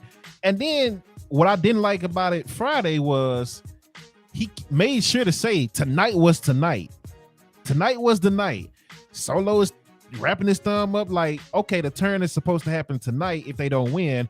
But I'm thinking in the back of my head, how's that going to happen when they got a 6-man tag match at Backlash with Sami Zayn, Kevin Owens, and Riddle? So as they kept building it up as Friday night was the night to turn, I'm like, they can't happen because they have a match. So I didn't like the timing of that, considering they got a match coming up this next Sunday. And that's the only thing I didn't like about that storyline with Paul Heyman, what he was saying and the way he was saying it. So I'm like, is Solo going to attack him then get out the match in Puerto Rico? Is that what's supposed to happen? We were supposed to believe that? Or I think that's what they were kind of hinting towards, was that they were going to take them out. It seemed like on Friday. Yeah, that's what I'm saying. But they got a match next Sunday. So that's why Solo didn't take them out. When is Backlash? Is it next week?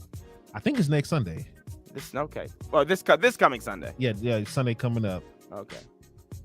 Oh, it's Saturday, May 6th. This Saturday? Yep. Oh shit. Dang, I'm not gonna be able to watch that live. I got a gig to play. So yep. But what's your thoughts on SmackDown and the draft? SmackDown was fine this week. I thought it was good. I don't know. I'm just I don't know what's going on with the I need to see the rest of this roster built up and see what's going on, because now I'm just very confused now seeing a lot of this stuff. And it's like I said, I see all these tag which team brand? Things. Huh? Which brand you confused on? Both or just both. I guess because right now I don't know if they're gonna be making new titles just across both. Like I don't know, are they gonna make new tag titles too? Like they should. God, jeez, this is ridiculous. It should be a WWE and a World Tag Team Champions like they did back in the day. Shoot. I don't know. This is I don't know. I didn't like Imperium getting moved to Raw. I'm very worried about that.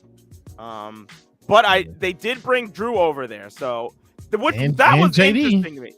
Yeah, but Drew was interesting to me because his contract status has been up in the air.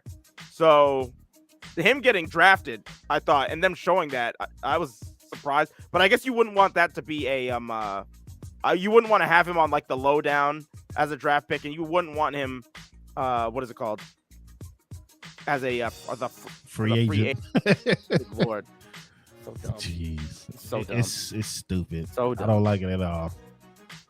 But yeah, I'm excited for next week though. That's gonna be interesting. Honestly, Drew probably should have been a free agent, considering. Drew? Yeah. Considering that they get to do whatever they want. Why not? All of them should want to be free agents. Honestly, why would you want to be on a specific brand? Yeah, I don't. Sometimes the reasoning for these things doesn't make any sense. And I'm like, why would you tweet that out? I didn't like that at all. So tomorrow night, these are the people that can be drafted. Austin Theory, which most likely is going to go to SmackDown because the IC title is on Raw. Yep. Akira Tozawa, the Alpha Academy, Asuka, Baron Corbin, Braun Strowman and Ricochet, Brock Lesnar, Bronson Reed. Didn't Bianca got drafted to SmackDown, didn't she? Yeah. Yeah, so Rhea's probably going to get titles again. Yeah. Let's see if this goes better than the last time that happened. Yeah, well, it definitely will because they actually like each other. and Bianca's already calling herself SmackDown champion, which I didn't like. When she did her promo calling herself SmackDown champion, I'm like, no, you're the Raw Women's champion. You just on SmackDown, but whatever. Oh my God. That told us right there they're just going to swap the titles.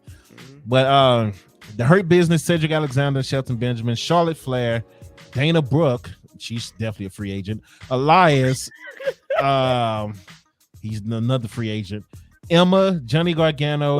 Wait, that's another thing. Here's another thing too. It seems like the people that have like zero clout in the company are getting rewarded by being free agents now. Yeah, because they can just do whatever.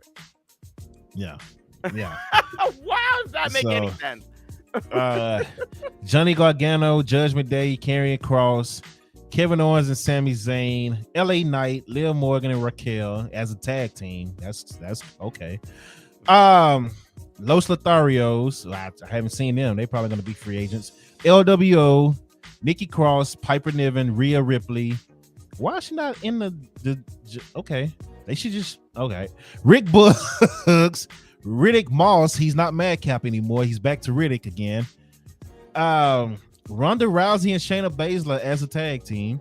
Seth Rollins, Shotzi, Tamina, Tegan Knox, the Brawling Brutes, which is all three of them, Sheamus, Ridge, and Butch. The New Day. Oh, yeah, they haven't been drafted. Okay, yep. The New Day, the Usos, Trish, which is crazy, Xia Li, and then select NXT superstars for tomorrow night. Do you see any, based on that, who's going where? Oh, gosh. Well, all the champions that got switched on SmackDown are probably going to be switched on Raw, but do you see any other NXT people getting called up? Because we only had 3 so far. Oh, 4, 5. 5 people. So I think at least 5 or 6. Well, hell, I don't want to if they're not going to send the free agents to NXT. Who are we going to have on NXT if everybody else gets drafted? Why is Von Wagner a free agent? That is crazy to me. That's what? So not only has he been called up, but he can go wherever he wants. That sounds like without being drafted. He has the ultimate promotion right here. Von Wagner so far is fuck Roman Reigns. Von Wagner has the top pick in the draft right now. He came from NXT to going to SmackDown and Raw. Roman can't even do that right now. Yeah. Hey, Wagner's on the cup. Whoever picked that at the beginning of their year on their Wrestling Big No card, that Von Wagner would be on the come up. Hey, congratulations to you. Giving you a round of applause. Goodness. Liza said Roxanne, but I'm like, well, you kind of gutted the women's division already. You took what? How many? They took 4 women, 4 of their top women out. So, I don't know. I would have thought Grayson Waller would have been called up, especially considering he just lost another NXT title match. He has to be called up. I mean, honestly, at this point, somebody got to draft him. There's nothing else for him to do on NXT. He's lost 4 title matches. So, I would have thought Grayson, I would have thought Carmelo or Braun, but they seem to be starting to feud with each other. So just wherever you put Waller, I don't think you should put him on the same roster as the same brand as Austin Theory, because I feel like people would draw too many comparisons to both of them, especially just with their look. So he said, "Time to put Performance Center women on TV." They already doing that, WWE fan. Soul, Ruka, and all. Well, Soul is hurt now, so that's another reason I don't see Roxy getting, put up, because she just got injured, and then you still got Nikita that's injured. Lash Legend is, I don't know if she's injured or just not ready. Like, you got a couple of women that's not ready. Kaden Carter and Casey, they challenged for the women's tag titles, which they're going to win Tuesday now, since Alba and them are leaving. But yeah, I don't know. Grayson Waller is the only one I can think of that should be called up. I think he should be. Because JD is already there. What if they called up? Who are the tag champs right now? Gallus. Oh yeah, they won't call up Gallus. Never mind. What if they called up Mello though right now? That would be insane. That would be crazy. You know who's probably going to get called up is Braun Breaker, actually. I mean, Braun literally has nothing to do. They just started a feud with him and Carmelo, though. Oh, this feud, yeah, they'll have him lose and then have him go. Pretty Deadly's getting called up. They just got through sleeping with the fishes in NXT. They can't. There's no way they go back to NXT. No, they're dead. They've been killed. You said draft Grimes already. Oh my god, have you seen recent pictures of Grimes? Oh my god, I've seen. Yeah, talking about people are complaining. Good lord, what? That he's jacked now? Yes. People. Are he looked like a normal person. Now he looks like an average wrestler. Like, I've seen all of it. Yeah. Yeah, that's crazy. What do you look like? That's yeah. That's my comeback, right? Exactly. So, yeah, we got next week is when it's gonna kick in. So.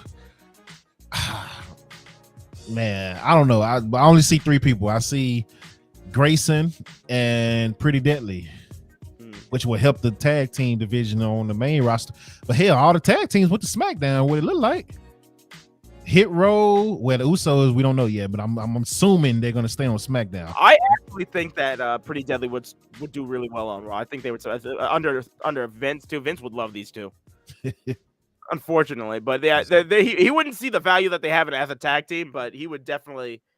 They are very entertaining to watch. They are very funny. If Vince call them up and Vince use them, it's gonna be some Billy and Chuck shit. Oh boy. Yeah. If y'all don't know about Billy and Chuck, just go look it up. Look it up. That's all I'm gonna say. Yep, look it up. That's definitely what Pretty Deadly is about to turn into if Vince McMahon gets his hands on them. Like the song, they theme song started off, "You look so good to me," and they came out all up and stuff.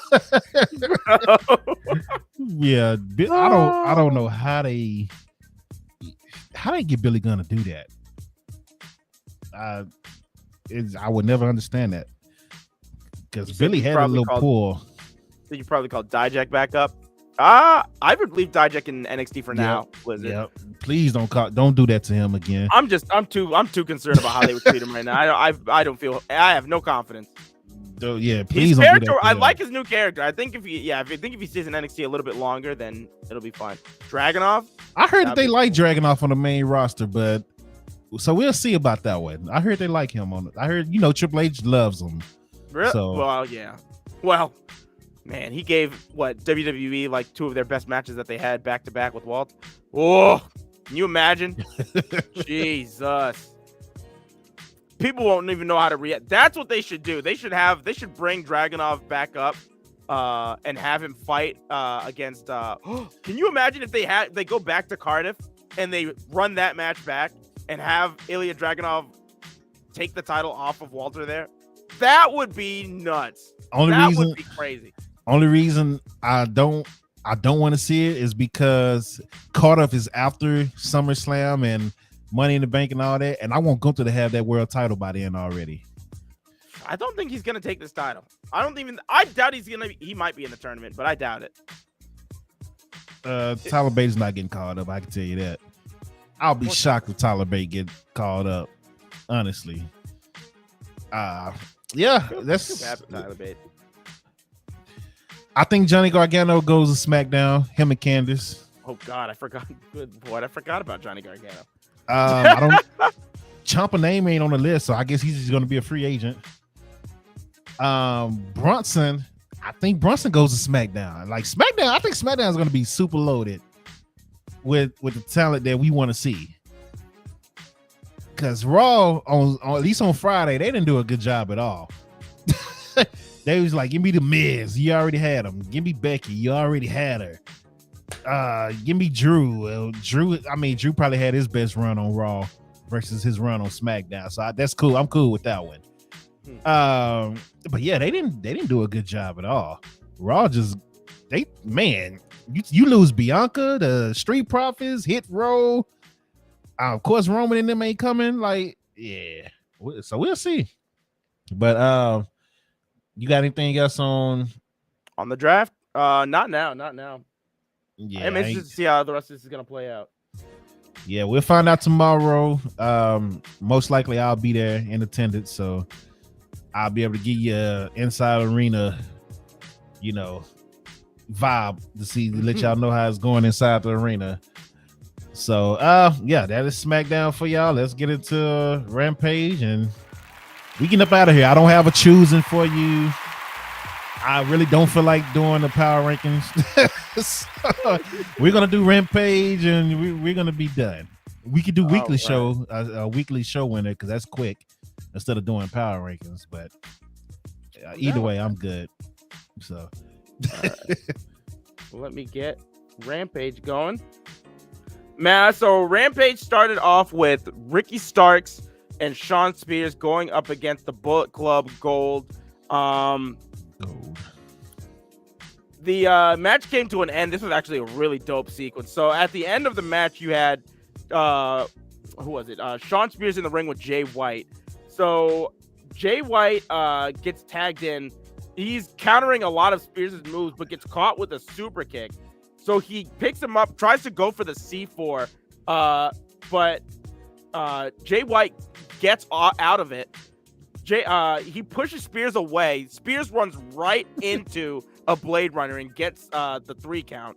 And Bullet Club wins. I thought that was a really, really nice finish. After the match, Spears is getting beat up. Starks comes in for the save, and Bullet Club leaves. We had Naturally Limitless beat some jobbers. Then the Mogul Embassy came out to taunt them. Lexi Neer was talking to Sammy Guevara. Anna Jay fought against Ashley Jobber. Anna Jay won. After the match, the lights went out. Julia Hart, they came back on, and Julia Hart was there and attacked Anna from behind. So they're continuing that feud. This was actually funny. So the Outcasts are backstage doing a promo, and they're all wearing T-shirts with Britt Baker sporting a black eye on it. I thought that was really funny. Yeah, I saw that. So they say that they're about to beat Willow on Dynamite this week. The Acclaimed and Daddy Ass beat 3 Nobodies. A lot of jobber matches on this week's Rampage. Cash Wheeler faced Jay Lethal, and Jay Lethal got the win. So now you've had 2 singles matches with FTR and these two, and they both lost. So, and that's it. That is Rampage for the week. So that's what happens when you're on CM Punk side. You start losing one-on-one matches, even though you the tag champs to Jay Lethal and Jeff Jarrett. So, I watched it, but I didn't watch it. Yeah, it's just And like, Rampage. I don't, man. But I feel like Rampage is just background noise at this point, bro. It is, dog. Like nothing event worthy happens on these shows. It's just there. So once they start Collision, they should just get rid of Rampage, right? They won't. Honestly, it doesn't make or sense. Or move Rampage to like Tuesday, since Dark Elevation was on Tuesday, right? Or was it the other Dark? Huh? Which one was on Tuesday? Was it Elevation or was it just Dark? Dark is on Tuesday. So if they remove an Elevation, just put Rampage on when the day Elevation was coming on. Because Friday's not working for on them. A Monday. That's a Monday though. Friday's not working for them. That time slot not working for them. They're getting more views on YouTube on Monday than they're getting on. Honestly, I would just go against NXT. I think that would be a better idea than going up against what is it called? And going on a Saturday. Saturdays are horrible. It's a horrible day. You can't do it on a Wednesday. I mean, Thursday, I guess, would be another good day. So, is there anything happening on Thursday other than Impact? Impact. Oh, Ring of Honor. Well, okay, never mind. There you go. You screwed yourself, kind of. I would move to Saturday. I was gonna say, or I would move that to Tuesday, and then just. But I feel like Ring of Honor would suffer if it was in a Tuesday slot. So I don't know. I'll move Ring of Honor to the Rampage slot and put it on TV. I will replace Rampage with Ring of Honor. Rampage? Yeah. I think that's a better idea. Because you have Rampage, Dynamite, and then Collision. Like the problem. Are we getting new titles? I asked this last week, and we kind of. See, I wouldn't. I'm tired of companies making so many belts. It's not even just one company. This isn't even just WWE. This is everywhere. Like New Japan especially has this problem too, where they have made so many titles. A lot of titles. Too many titles, dude. Like I don't want AEW. Right now I feel like AEW, like they're bordering on it, but they don't have too many titles. They have just enough titles. But if they have a second brand, the women's titles are coming, tag titles. Ugh, see, this is what I'm saying. This is how it starts.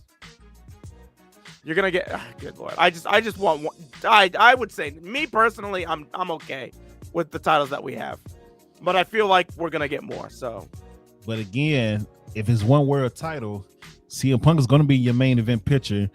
Adam Page is gonna be your main event pitcher. Kenny Omega, Chris Jericho, and etc. They gotta cross path eventually. Jericho, Jericho and Punk had a sit-down interview earlier this week. And it seemed like it was everything went on good terms.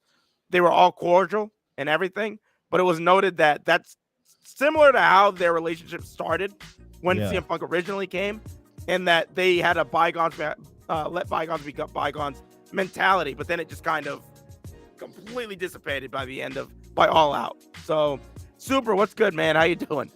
Came in 2 hours late, but it's all right. We still love you.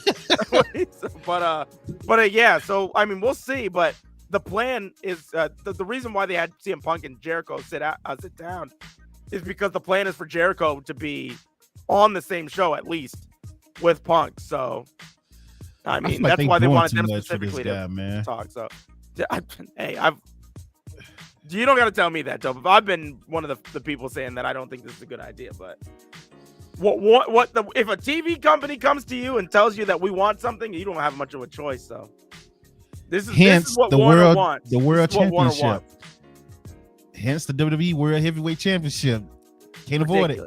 Ridiculous. But I'm just like, man, I originally thought that Tony was doing this because he got that Wembley Stadium. Bringing Punk back will help with that ticket sales on that. But the whole, I got to give him his own show. We got to separate rosters because half of the rosters like him and the other half don't like him. FTR, the tag champs, are you going to take the titles away from them once the show start because you agree with what the Elite did versus what Punk and FTR have been doing on the podcast and all that? Like, how are you going to do this? You got the trio. Who the trio is champions? I don't even remember who they are. House of Black. Oh, okay. That's right. That's right. What company they, what, I said company, what brand they going to be? Yeah. Good. Well, this is what I'm talking about. It's just, You going to do tag on one and trios on the other? You could. I would listen. I would like that better than if that actually. You actually. Yeah, that's a good one. I know. That puts my mind at ease a little bit because now so now the only thing that would need to be made would be a second world title. If we're going by that logic, so we have 2 sets of tag belts, right? We have 2 women's titles. Yeah. And then we have two secondary male titles also. Right. So we can make this work. The only thing that would have to be made is a second world championship. But and then that's it. Just cut it after that. Don't make another world title. Just keep it one across both shows. Listen, if we did that, I'm all about doing that. If we did that, that would be fine. But I also don't think that they're going to because of the I don't know, just because of CM Punk and the Elite. I don't think that they want them anywhere near each other. So that could cause that will cause a lot of problems. So it's like you said, they're moving goalposts for this man. They're moving mountains. Jeez, man. I'm trying to think. Like it'll be pay-per-views are going to be interesting too because they're still going to be on the same show for those two and everything. Yeah. So, yeah. Dang, man, that's crazy. They go do a Survivor Series like you go have Collision versus Dynamite. Team Punk versus Team Omega. Oh man, and the blood and guts match. Oh yeah, you said give CM Punk a faction, let him cook, bro. I just don't like the fact that you have Rampage already. Just make it a real show. Yeah.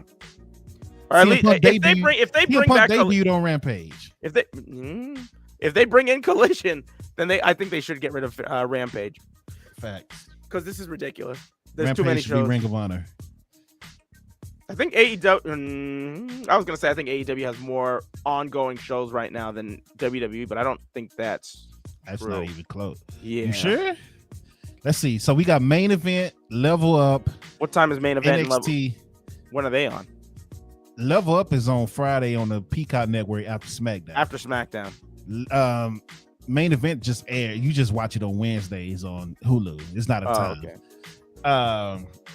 Main event Raw, Level Up, NXT, SmackDown. That's six? That's 5. Oh, okay. Right now you got 2 darks until they get rid of the other one. You got Dynamite. About 6 or 7 shows. Ring of Honor. There you have Rampage, and then you're gonna add Collision, so it'll be 6 for them. Oh, so it's even. It'll be even once they get rid of That's all they wanted. There you go. That's what it was. But they should know people are not watching. It's not main event. Same situation. It's the same. I was gonna say it's the same situation with WWE. Yeah, and Level Up has actually been doing pretty good. I've been watching Level Up just to see who's new that's coming in. They've been putting on some pretty good stuff. Red Sox fans, did they really? Red Sox fans says they got rid of Elevation. Yeah, they did it already. I thought that was a plan. I didn't know they did it already though. Oh, that's interesting. That's why I say they should move Rampage or Ring of Honor to the spot that Elevation was doing. Yeah, that was Oh, maybe that's why they have the best of Elevation that happened 6 days ago.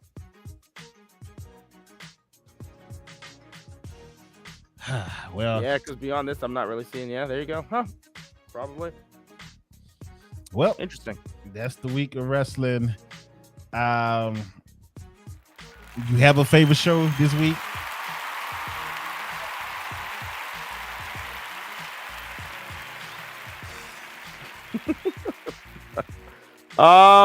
Favorite show this week is probably, I guess I guess Dynamite. I guess it wasn't even Dynamite wasn't even that great this week though. It wasn't. But I don't know. Only reason. You know what? Go ahead. I'll give it to no. I was gonna say I'll give it to NXT, but the two matches that I saw weren't that. That I feel like the ending. I feel like that NXT title match got rushed because of Grayson's injury and then poor Indy. Freaking middle of the show. So yeah, I'll just give it to AEW, I guess. Only reason I'm giving mine to SmackDown is because of the draft. That added, to it. Oh, no, yeah, never mind. I give it to SmackDown. That title, I completely left my mind. But yeah, no, that title match was dope as hell. Yeah, so there it is. Anything you want to promote before we get off today? Nope. That is it. Working on my universe still. Things are a little better now. It seems like, at least in the created arena mode. I still ain't started mine. I ain't created none of that yet. I've been doing like regular arenas.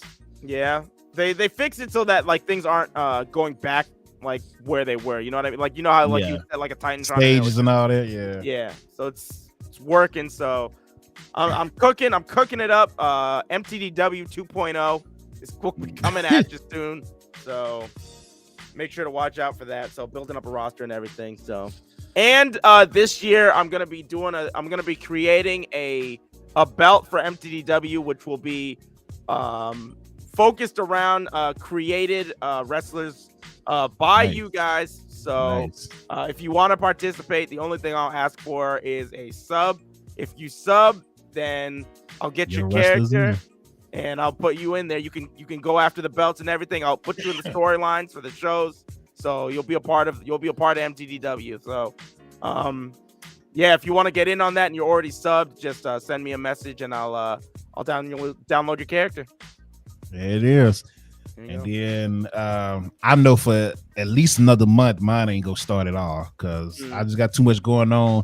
I'm trying to continue to build this website, dopecontent.com. I've been updating it every single week, at least 3 times a week in the last 3 weeks.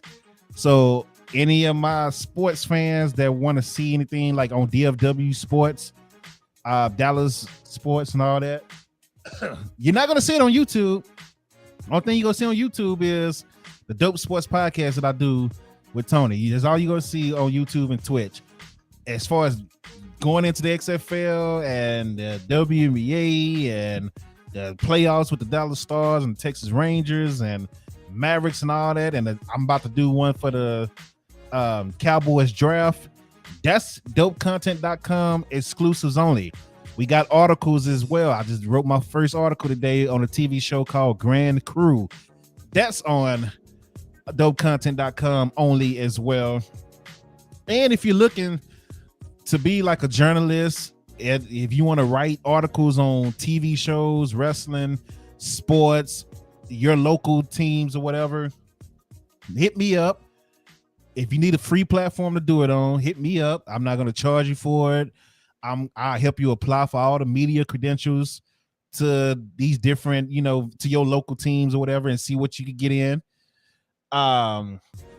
What else? Whatever money you make from your articles and stuff like that, that's yours. I will be transparent. I'll show you the Google money because Google should tell me how much you made exactly from your posts, and that'll all go to you. So if you're looking to grow a journalistic resume in sports, TV, entertainment, wrestling, etc., so you can start applying for media credentials for like WWE shows like Sean Ross and them and all this, let me know. We can work out something.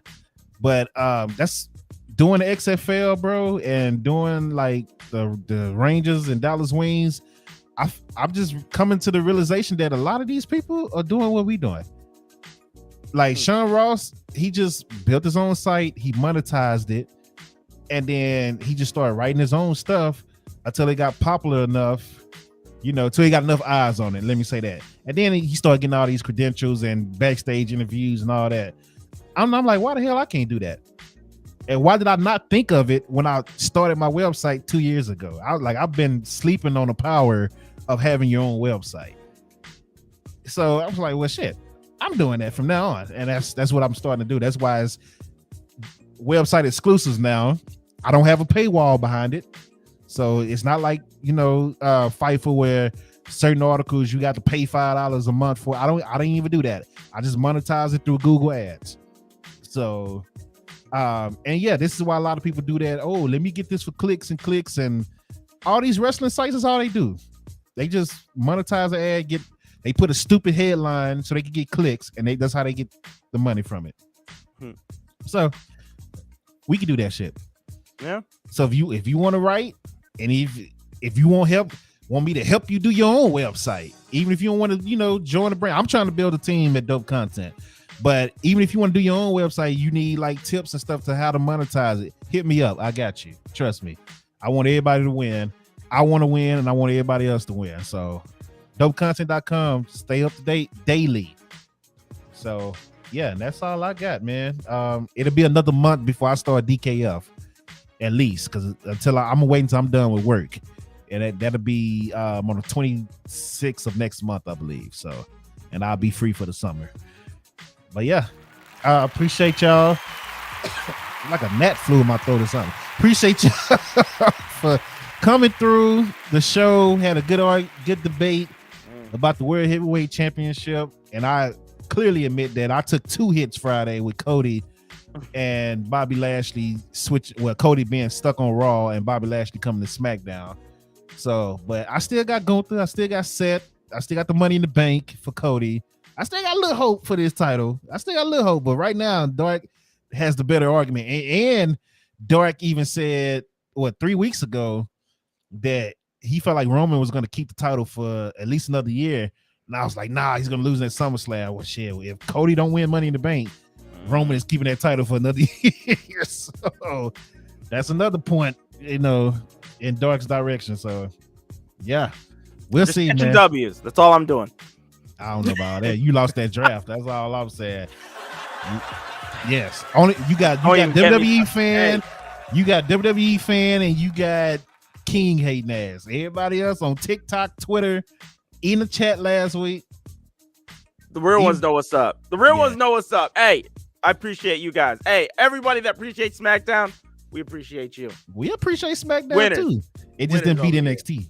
Oh my God, get out of town with this. This is how we're leaving the show. All right. And then look, then they try to hit me with Roman's gonna run through the whole roster.